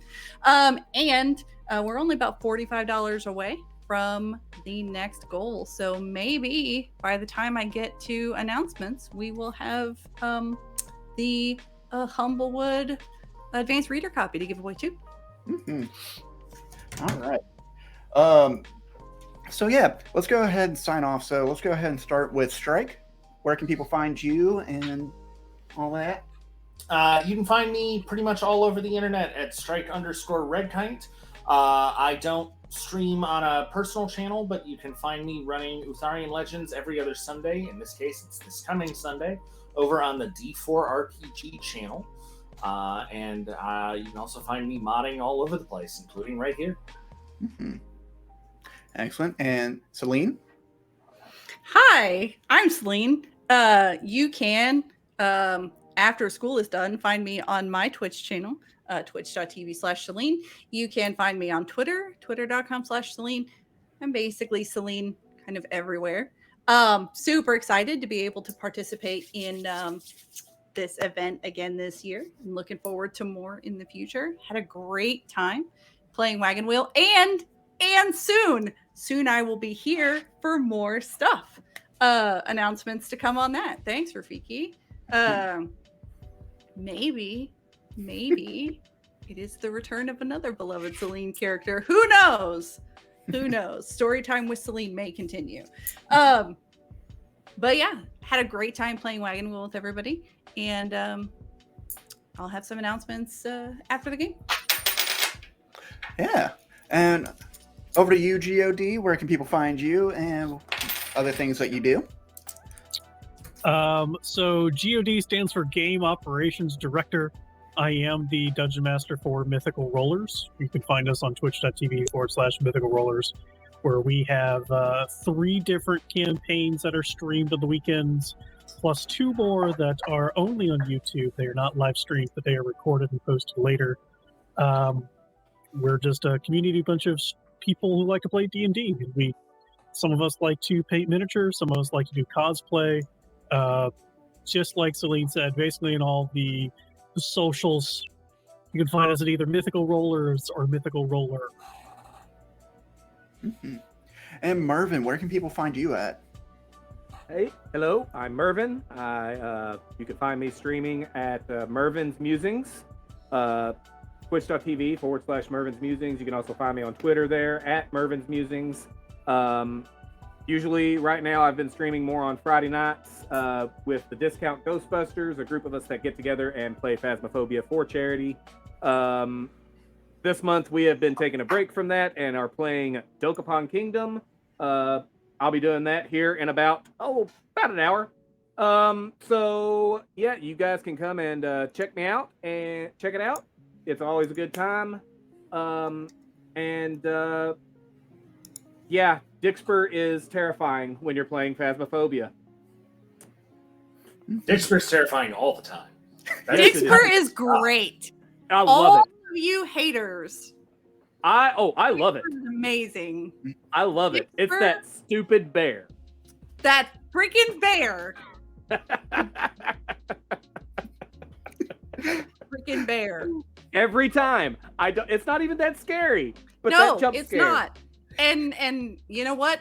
Hawkmere, you if you're still in the chat, you are the reason I fear that stupid bear. Just so you know. You are the reason I fear that bear. There is Calling a people clip. out. There is a clip. Well, It is Cole, hilarious. Yeah. what about yourself, sir? Where can everybody find you? Yeah, so you can find me on Twitter and Twitch over at Ice Cold Brew, all one word. And you can also find me starting this Tuesday on Huntsman's Hydra, where we will be playing Denari's Half Dozen, a Sword of the Serpentine module for Gumshoe. And that's starting this Tuesday at 8 p.m. EST. And then every other Sunday, coming back to May 8th, you can also check me out on Huntsman Hydra, where I'll be playing Fire in the Dark as Tristero Valentine, aka Wax, a spider, running a crew trying to observe a drugs hold on the city of Dustfall. Outside of that, I also stream almost every Monday. And yeah, thank you all so much. Again, this game was Wagon Wheel by WL Marigold Crows Humphrey. You can find more of their games over at braverun.itch.io. Again, that's braverun.itch.io, where you can pick up other games such as Feathered Down, a migration story, or Habits of the Common House Ghost, which is a very fun game I highly recommend checking out. And yeah, that does it for me, y'all. Thank you all so much for donating. Thank you for hanging out and being with us this evening and letting us keep you company as we cause a disaster in one town and save the other. And a big thank you, Cole, for facilitating tonight. This was an absolute blast. I would play this again. Mm-hmm. Oh yeah, for sure. 100%. Oh check it yeah, out. sure, you betcha. Oh yeah. Oh, yeah, don't you know? Thank you all so much. This was such a great time to run. All right. Good evening, y'all. Oh, Lordy. What a fun game. Thank you all so much for letting me run that. Oh, was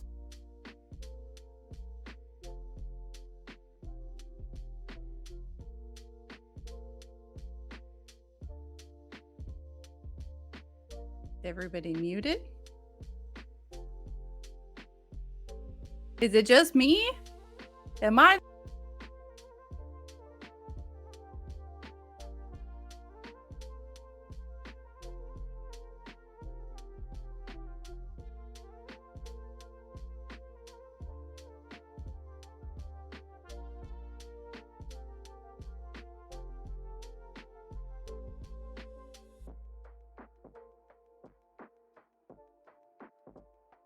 Reminder, I'm Celine with all the energy. I don't know how it's 9 o'clock on a Friday, but we're gonna make it happen. So Just as a reminder, Greater Restoration offers a number of raffles as donation incentives and as milestones for total donations received. A number of these giveaways are restricted to the United States territories for the purposes of shipping. If you enter to win a raffle and do not have a valid U.S. address, you will be disqualified and another entrance will be chosen. To win the giveaway, just be in chat and enter the keyword when prompted. If you win, follow the bot instructions in chat and the mods will contact you. Make sure you provide the mods with a valid email address so we know how to reach you. Keep in mind that you can only enter each giveaway once. However, you can enter as many giveaways as you'd like. By entering into a giveaway, you acknowledge and agree to abide by the giveaway rules and acknowledge that receiving a prize is contingent upon following the rules of the giveaway. Now that legal disclaimer stuff is out of the way, there is indeed currently a drawing going on right now for the DM's Guild subclass by Ashenworks. The keyword is whale. So enter whale in the chat. Get yourself entered into the drawing for DM's Guild subclass by Ashenworks. Just a quick reminder, I do want to, throw out there that Greater Restoration is sponsored by 1985 Games. Located in Portland, Oregon, 1985 Games was started by a group of players looking for a better way to game in real time without having to break the action to draw every tree on the map.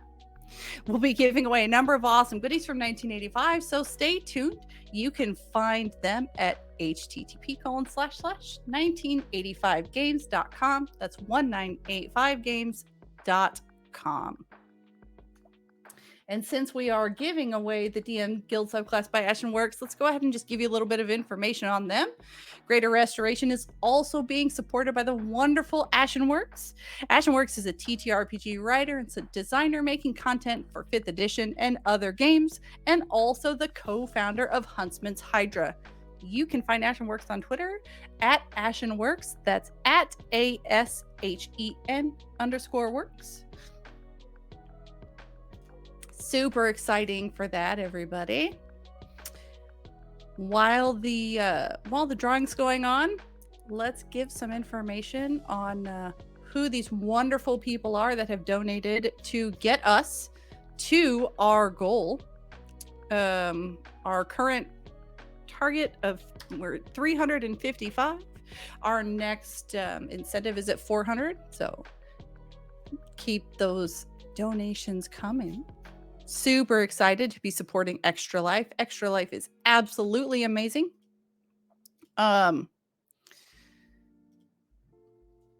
You can,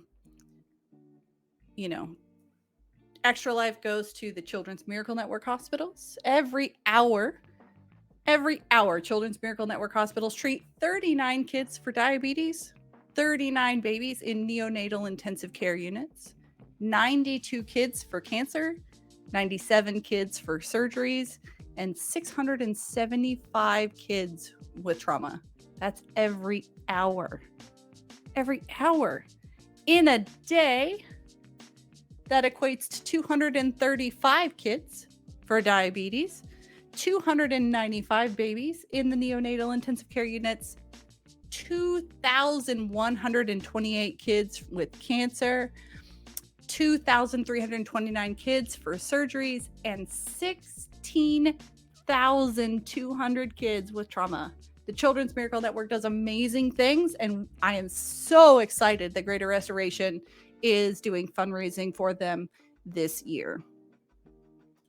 So on that note, let's see what we have for donations. Thanks again to everybody who donated. We have Kitty donated $40. Got to get us over the $200 mark. Have fun, you all. Then we had a $5 donation to the incentive to change the weather to less desirable weather. Mythical Rollers donated $35 to the incentive. The narwhals do a flip with the house on them with the comment, flip it. Yes, that was so exciting. Having that, having those story pieces for the narwhals flip in the house. Kitty donated another $10 to the incentive. Angel confronts her past, says, "Give me that backstory," and you guys definitely did. You saw a couple pieces of of Angel's backstory tonight. Bat Kyle, also $10. Do the trauma / backstory. Look, I will do lots of things for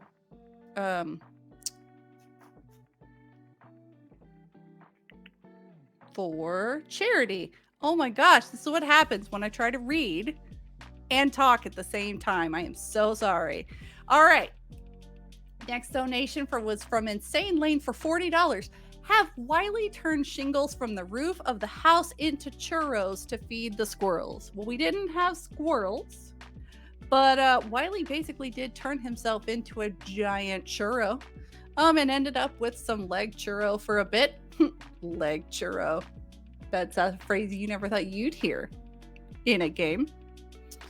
Just a reminder, guys, we do have a contest going tonight for the DM's Guild subclass from Ashenworks.